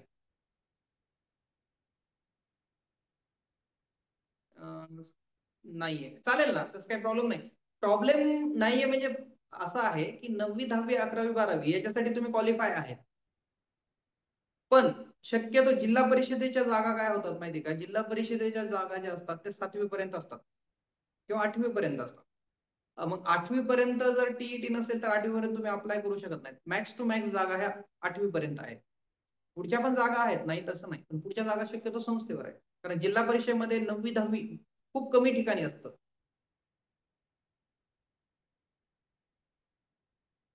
असतं ना, काही प्रॉब्लेम नाही. मग जिल्हा परिषदेमध्ये जागा 9वी 10वीच्या कमी असतात आणि 9वी 10वीच्या जागेवर पण काय होतं, जे डीएड केलेले असतात ते लगेच सिस्टीम मध्ये आले की ते लगेच 2-4 वर्षानंतर लगेच नोकरीमध्ये असतानाच बीएड करतात. मग त्यांचं जे प्रमोशन आहे, प्रमोशन मध्ये जिल्हा परिषदेच्या 9वी 10वीच्या जागा ऍडजस्ट होऊन जात असतात. त्याच्यामुळे काय होतं की जास्त स्कोप राहत नाही. पण ठीक आहे, काही असू द्या, जागा भरपूर आहेत. जर सरकारनं ठरवलं तर 40 आता म्हणजे जवळजवळ 50,000 जागा वॅकंट आहेत जर तसं पाहिलं तर त्याच्यामुळे जागा बऱ्याच आहेत. आपण लागू ही गॅरंटी ठेवा आणि अभ्यास करा. चला, त्याचं उत्तर बऱ्याच जणांचं आलं. चल आता पुढचा आणखी एक प्रश्न देतो, कारण याचं उत्तर 143 आहे. आता हे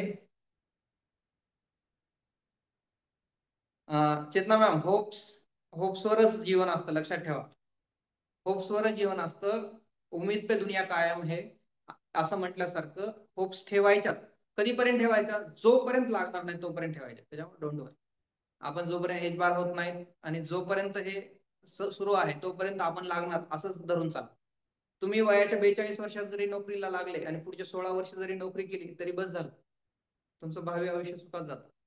म्हणजे 41 ला वगैरे एज बार होतात. तुम्ही कधीही लागा गव्हर्नमेंट मध्ये, काही प्रॉब्लेम नाही, सुखीच असणार. चला, पुढचा प्रश्न आहे.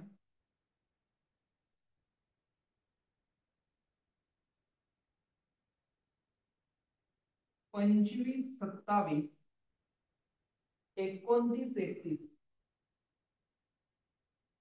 25 27 29 31 यामध्ये 2 पद काढायचे आहेत. यामध्ये 13वे पद व 23वे पद, 13वे व 23वे पद शोधा. 2 प्रश्न एकत्र केलेले आहेत. या दोन्हीचं पण उत्तर अपेक्षित आहे. तुम्हाला कामाला लावावं असं अपेक्षित नाहीये, तुमची प्रॅक्टिस व्हावी अशी अपेक्षित आहे.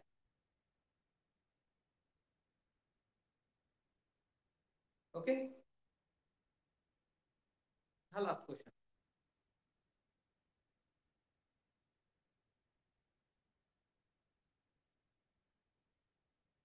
बरोबर आहे? नाही, चेतना मॅम 38 रॉंग आहे. नीट बघा. 25 27 29 31. स्नेहल मॅम 36 नाहीये. सुप्रिया मॅमचं बरोबर आहे.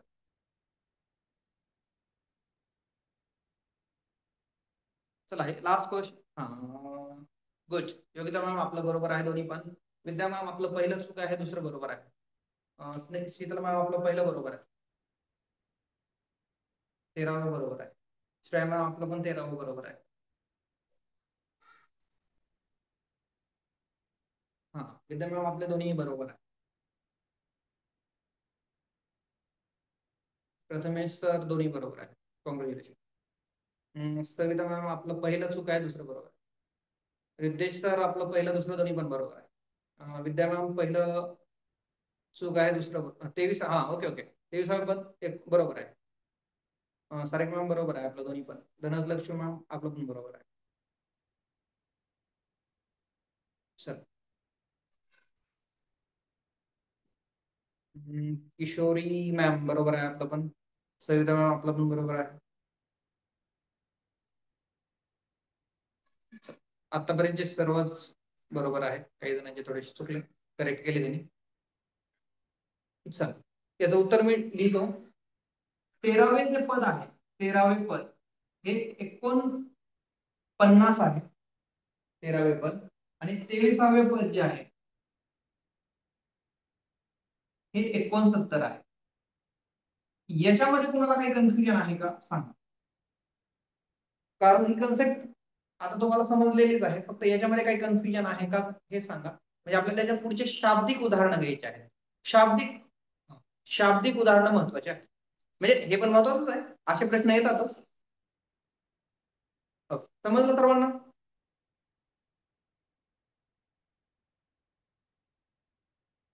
ओके, समजलं, ठीक आहे. चला आता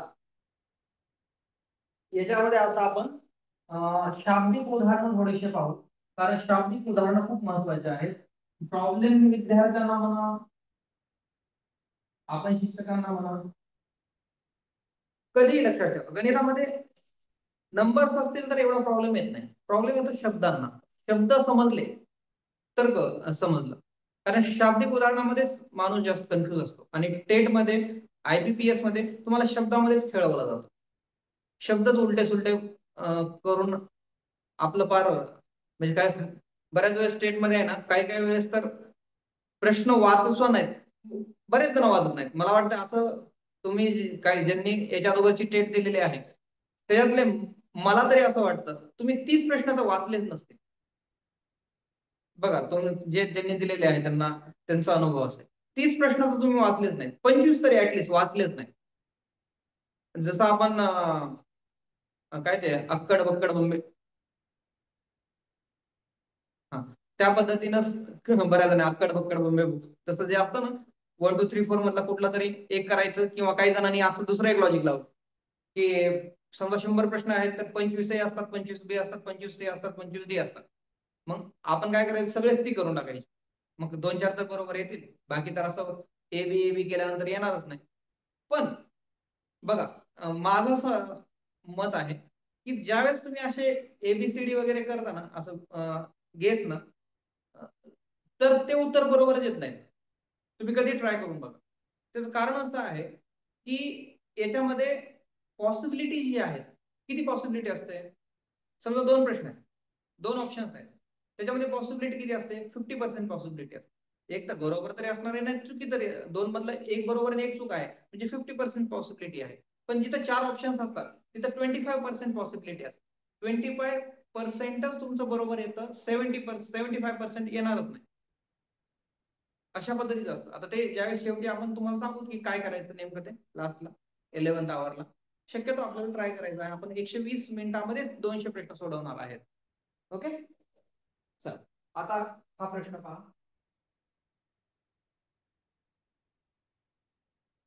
प्रश्न असा आहे की आता हे इंटरेस्टिंग प्रश्न असतात. हे खूप इंटरेस्टिंग प्रश्न आहे. इंटरेस्टिंग म्हणजे आपल्या डोक्यासाठी विचार करायला लावणारच आहे. याच्यामध्ये एकच कन्सेप्ट नाही. बघा, 3 ने भाग जाणाऱ्या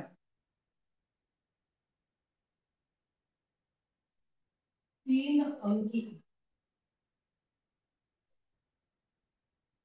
3 ने भाग जाणाऱ्या 3 अंकी नैसर्गिक संख्या किती?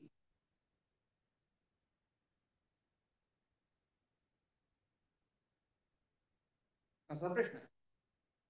प्रश्न काय आहे, 3 ने भाग जाणाऱ्या 3 अंकी नैसर्गिक संख्या किती? आहे का ना वेगळा प्रश्न? पण हे सॉल्व्ह होतो कसं, प्रोग्रेशन. असं असं जर काढायचं म्हणलं ना, असं तुम्हाला दिवसभर बी काढणार नाही, दिवसभर बी निघणार नाही जर आपण वेगळ्या पद्धतीने काढायचं म्हणलं तर. पण ह्या पद्धतीने गेलास तर एकदम सोपं आहे. आता हा प्रश्न अंकगणित श्रेणी आहे का, तर आहे. का ते सांगतो तुम्हाला.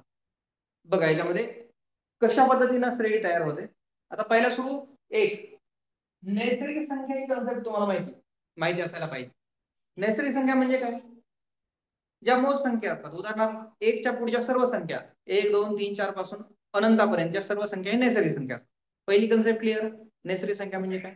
दुसरी कन्सेप्ट 3 अंकी. 3 अंकी म्हणजे सगळ्यात छोटी म्हणजे 100, सगळ्यात मोठी म्हणजे 999. बरोबर आहे. सगळ्यात छोटी म्हणजे 100, सगळ्यात मोठी म्हणजे 999. या 3 अंकी संख्या आहे. म्हणजे सुरुवात इथून होते, शेवट इथे येतो. बरोबर आहे. आता याने काय विचारलंय, 3 ने भाग जाणाऱ्या 3 अंकी संख्या. आता 3 न भाग जाणाऱ्या 100 आहे का. 100 ला 3 न भाग जातो का. नाही. 101 ला भाग जातो का. नाही. 102 ला भाग जातो का. हो जातो. येस मॅम, बरोबर आहे आपलं जे उत्तर दिलं ते. तर आपल्याला 102 ही पहिली संख्या भेटते की जिला 3 ने भाग जातो. आणि आता ही पहिली संख्या आपल्याला मिळाली, मग याचा अर्थ काय, आपल्याला ए मिळाला. पहिली संख्या म्हणजे काय, ए. ओके. आता श्रेणी कशी तयार होते बघा. श्रेणी कशी तयार होते. पहिलं मिळालं 102. आता पुढचं काय असणार आहे 105. त्याच्या पुढचं काय असणार आहे 109. बरोबर. 108. 3 चा फरक असणार ना. 3 चा फरक असणार. ओके. आता ही श्रेणी तयार झाली. आता शेवटी किती आहे 999. नाही, 999 नाही. शेवटी भाग जाणारी संख्या, हा बरोबर आहे, शेवटी भाग जाणारी 999. कारण 999 ला 3 ने भाग जातो ते, तर शेवटी संख्या आहे 999. म्हणजे आपल्याला इथं बघा, आपल्याला ए मिळाला. n किती आहे, n आपल्याला शोधायचा आहे. n आपल्याकडे नाहीये. म्हणजे नंबर ऑफ हे जे आहेत संख्या नाही आहेत आपल्याकडे. आणि डी किती आहे, डी आहे 3 आपल्याकडे. ओके. म्हणजे आपल्याकडे ए आहे, डी आहे, आणि दुसरी गोष्ट म्हणजे शेवटचं पद पण आहे. शेवटचं पद किती आहे, शेवटचे पद हे आहे 999. म्हणजे या 4 गोष्टी आहेत. आपल्याला ही गोष्ट काढायची आहे. नीट समजून घ्या. हे प्रश्न थोडे वेगळे आहेत. प्रश्न थोडे वेगळे आहेत. फॉर्म्युला तोच आहे. फॉर्म्युला काय आहे, फॉर्म्युला आहे शेवटचे पद बरोबर, इथं शेवटचे पद लिहिलेलं आहे A plus in bracket n - 1 multiply by root. बघा शेवटचं पद किती आहे 999. ए किती आहे 102 प्लस n किती आहे, n नाही आहे, माहितच नाही आहे. डी किती आहे 3 आहे. थोडंसं आता समजून घ्या. हे सोडवायचं कसं, सॉल्व्ह कसं करायचं बघा. पहिल्या 999 घ्या. आता हे 102 आहे, हे इकडे कसे आहेत प्लस मध्ये आहे. इकडे जर प्लस मध्ये आहे तर इकडे येताना काय होणार आहे मायनस मध्ये, म्हणून ते 102 मायनस होणार. हे समजून घ्या. इकडचं प्लस तिकडे येताना मायनस होत असतात. पुढं n-1 मल्टिप्लाय बाय 3 हे जसं तसे राहणार. हे समजून घ्या. गणितामधलं सर्वात महत्त्वाची गोष्ट आहे सॉल्व्ह करणं. 199 मधून 102 मायनस केले किती आले 897 आले. हे 2 - 1 जशावर तसं गुणिले 3. आता पुढची स्टेप, हे 897 ला इथं जे गुणाकारातले 3 आहेत, गुणाकारातले 3 इथं येताना भागाकारात 3 जातात. इथं राहिले n - 1. आता भागाकार करा. भागाकार किती झाला 3 1 3 3 दोन्ही 6. 3 1 3 3 दोन्ही 6, 2 उरले 29 झाले. 29 म्हणजे कितीचा भाग बसला 9चा. 9 त्रिक 27 आणि पुढं 9चाच बसला. बरोबर. 200 ना 3 6 2 उरले 29 झाले. 9 त्रिक 27 2 राहिले 23.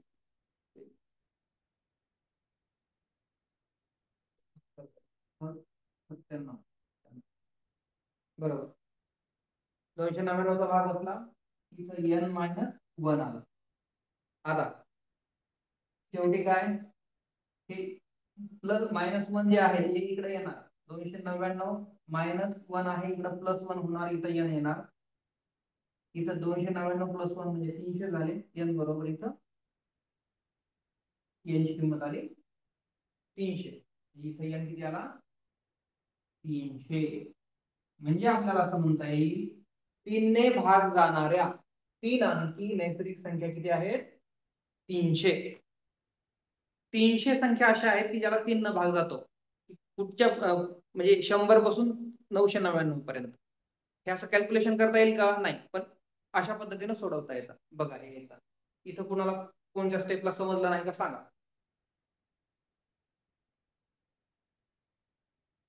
समजलं का? हे थोडंसं इथं थोडंसं अवघड आहे, परंतु हे गणितातले पद्धती आहेत. हे तुम्हाला म्हणजे समजून घ्याव्याच लागतील. हे इक्वेशन सॉल्व्ह करणं.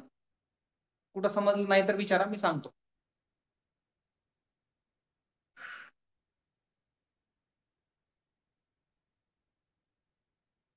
समजलं सर्वांना हे गणित?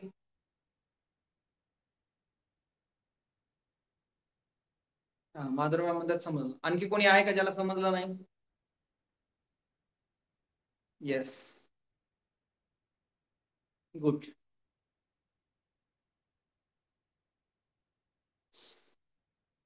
हा, पुन्हा एकदा सांगा म्हणतात. ओके, इकडे लक्ष द्या. 102 कसे आहे? 102. हा, ओके, ठीक आहे, ठीक आहे. चल इकडे पहा. 3 ने भाग जाणाऱ्या 3 अंकी नैसर्गिक संख्या किती, असा प्रश्न आहे. आता 3 अंकी संख्या म्हणजे काय? 3 अंकी संख्या 100च्या पुढेच असणार आहे. 99 पर्यंत 2 अंकी संख्या आहे. 100 ही पहिली संख्या आहे ज्याला 3 अंकी म्हणता येईल. पण 100ला 3 न भाग जातो का? नाही. 101 ला भाग जातो का 3 न? नाही. मग 102 ला भाग जातो. 102 ला भाग जातो, त्याच्यामुळं आपण सुरुवात ही 102 पासून केली. 102 का आलं? त्याचं कारण असं आहे की 3 न भाग जातो 102. 100 का नाही आलं? कारण 100 ला भागच जात नाही. 101 का आलं नाही? कारण 101 ला भाग जात नाही. मग 102 ला भाग जातो, पण 102 ला भाग जातो म्हणून ही पहिली संख्या आहे. ओके. शेवटची संख्या 999 का आलं? कारण 999 ही शेवटची जरी संख्या असली तरी 3 ने 999 ला भाग जातो. बरोबर आहे. 333 इंटू 3 जर केलं तर 999. बरोबर आहे. म्हणजे या संख्येला 3 न भाग जातो. अशा संख्या घ्यायच्या होत्या आपल्याला ज्याला 3 न भाग जातो. म्हणजे पहिली संख्या आली 102, दुसरी शेवटची संख्या आली 199. सूत्र आहेच आपलं. सूत्र जसं तसं मांडलं आपण. आपल्याला ए मिळाला, डी मिळाला, शेवटचं पद आपण जे घेत होतो आपण शेवटचे पद पण मिळालं 999. फॉर्म्युला लिहिला आणि फॉर्म्युल्यानुसार आपण कॅल्क्युलेशन केलं, तर उत्तर आलं 300. तर कॅल्क्युलेशन कसं केलं, तर ह्या स्टेप्स इक्वेशन जसं सॉल्व्ह करतो त्याच पद्धतीने आहे. इथं काय केलं आपण, इथं फॉर्म्युला लिहिला, इथं आपण संख्या मांडल्या. शेवटचं पद 999, हे आहे 102, n आहे, n आपल्याला काढायचं आहे. जे काढायचं आहे ते सहज ठेवायचं. डी आहे ती. बघा पुढे काय केलं, 102 इकडे घेतले. कशासाठी? कारण हे प्लस मधले आहे, इथं मायनस केल्या. इथं मायनस करून 897 आला. पुन्हा हे 3 गुणाकारातले इकडे आले भागाकारामध्ये. भागाकार केला, उत्तर आलं 299. आणि हे इकडचा जो n -1 आहे, -1 इकडे येताना +1 झाला. 299 + 1 म्हणजे 300 झाला. बघा हे समजलं का? ओके ओके, चला. सुहासिनी मॅम पण म्हणतायत समजलं. ठीक. चला आता पुढचं एक गणित पाहू आपण. हे तुम्ही करायचं आहे.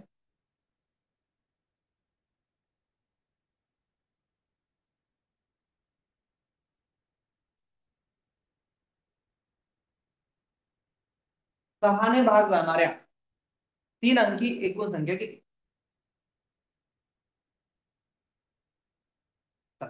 हेच गणित आहे. 3 अंकी एकूण संख्या सॉलिड. हे सॉल्व्ह करायचं. आता 6 ने मग 100, बघा आता एक काय निघतो ते बघा. 100 ला तर भाग जात नाही 6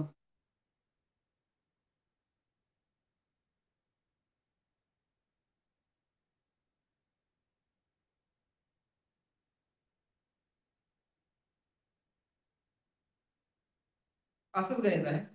ऑलमोस्ट सारखंच आहे. फक्त ए नाही बदलणार, पण n बदलणार आहे.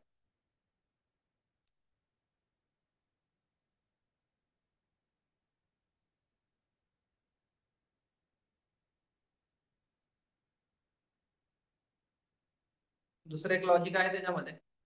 3 जर 300 संख्येला भाग जातो तर 6 150 संख्येला भाग जातो. हे पण एक लॉजिक आहे, पण तुम्हाला हे करून पाहायचं. येस मॅम बरोबर आहे, पण सॉल्व्ह करता यायला पाहिजे. ओके, म्हणजे गरज नाहीये परीक्षेची, माहित असायला.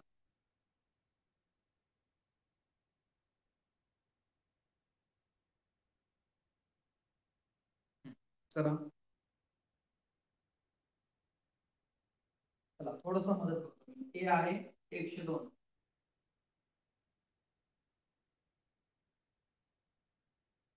108 ला भाग जातो, 102 ला पण जातो ना,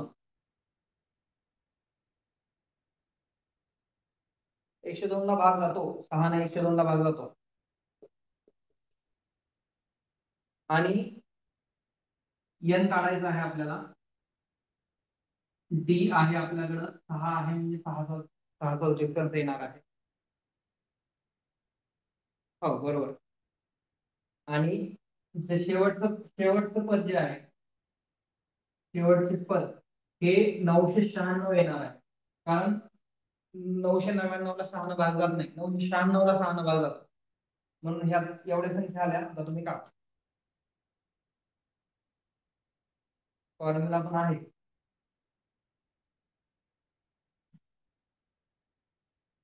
शहाण्णव 102 plus in bracket n-1 multiply by 6.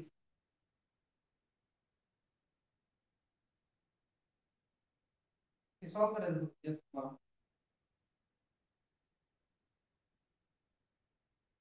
5 Jayashree मॅमनंच फक्त काढलं, बाकी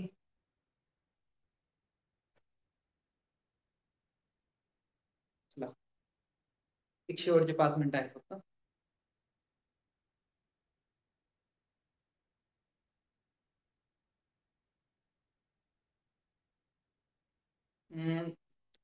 चेतना मॅम थोडस चुकलं, 148 येते तुमचं, 150 यायला पाहिजे, कुठेतरी थोडेसे मिस्टेक आहे, बहुतेक भागाकार चुकला तुमचा.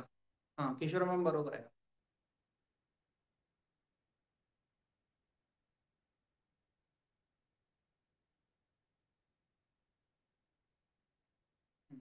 सुमेश सर बरोबर आहे आपला.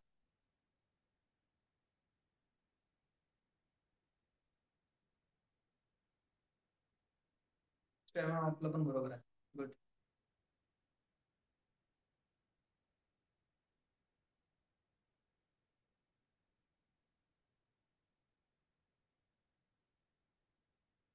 चला 5. वेळ हाच स्टेटचा आत्मा आहे, वेळ जास्त लावायचा नाही. चला देते का उत्तर? हा रिद्देश सर आपलं पण बरोबर आहे. ओके, शीतल मॅम आपलं पण बरोबर आहे. चला सॉल्व्ह करू. 996 इथं आहेत, 102 अलीकडे आले, n-1 मल्टिप्लाय बाय 6. त्याच्यातून 996 वरून 102 मायनस केले, उत्तर आले 894. 894 आलं, n-1 मल्टिप्लाय बाय 6. 894 ला 6 न इकडचे 6 इकडे आले, n-1 जशाच तसं. त्याचा भागाकार आला 6 न 896 ला भाग दिल्यानंतर उत्तर आलं 149. बरोबर आहे. आणि 149 आलं, n-1 149 इकडे आहे, इकडचं मायनस प्लस इकडे आलं, उत्तर आलं 150.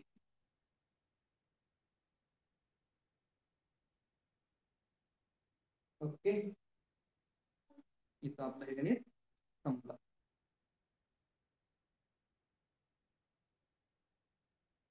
ओके, समजलं का हे? 239 चुकलं, जे कोणी आहेत ते आता जे उत्तर दिलं ते. हे इथं पहा बोर्डवर 150 आलेला आहे. ओके, चला सुहासनी मॅम बरोबर. तर आजचं हे लेक्चर होतं अंकगणितीय श्रेणी किंवा प्रोग्रेशन, अर्थमॅटिक प्रोग्रेशन. तर हे तुम्हाला समजलेलं आहे. यातला 40% पार्ट झालेला आहे, 60% राहिलेला आहे. 60% मध्ये भौमितिक श्रेणी जी आहे त्यामध्ये आपल्याला पाहिजे आहेत आणि याचे काही शाब्दिक उदाहरणं पाहिजेत. आता हे या टाईप मधलं उदाहरण तुम्हाला कधी आलं तर हे तुम्हाला चुकणार नाही. हे दोन्ही उदाहरणं तुम्हाला परफेक्टली लक्षात ठेवा. हे तुम्हाला 100% यायला पाहिजे. उद्या याच्यापेक्षाही थोडे वेगळे आहेत, पण हे असे गणित 100% येणार आहे तुम्हाला टेट मध्ये. असे 3 जरी गणित आले तरी 3 मार्क आहेत आणि 3 मार्क सुद्धा महत्वाचे आहेत. समजलं का हे सर्वांना? कुणाला काही कन्फ्युजन आहे का?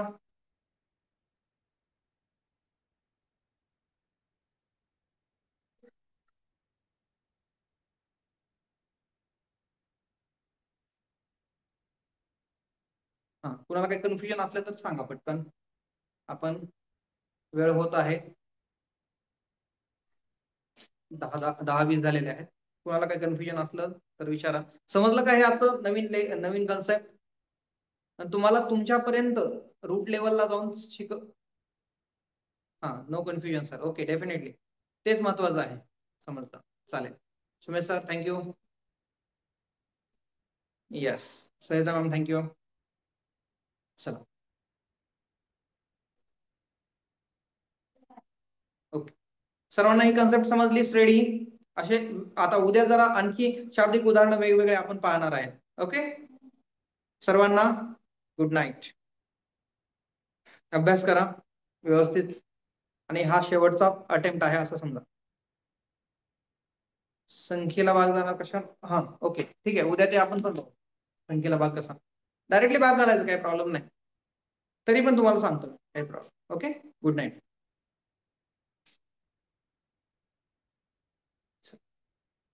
Meeting end for all.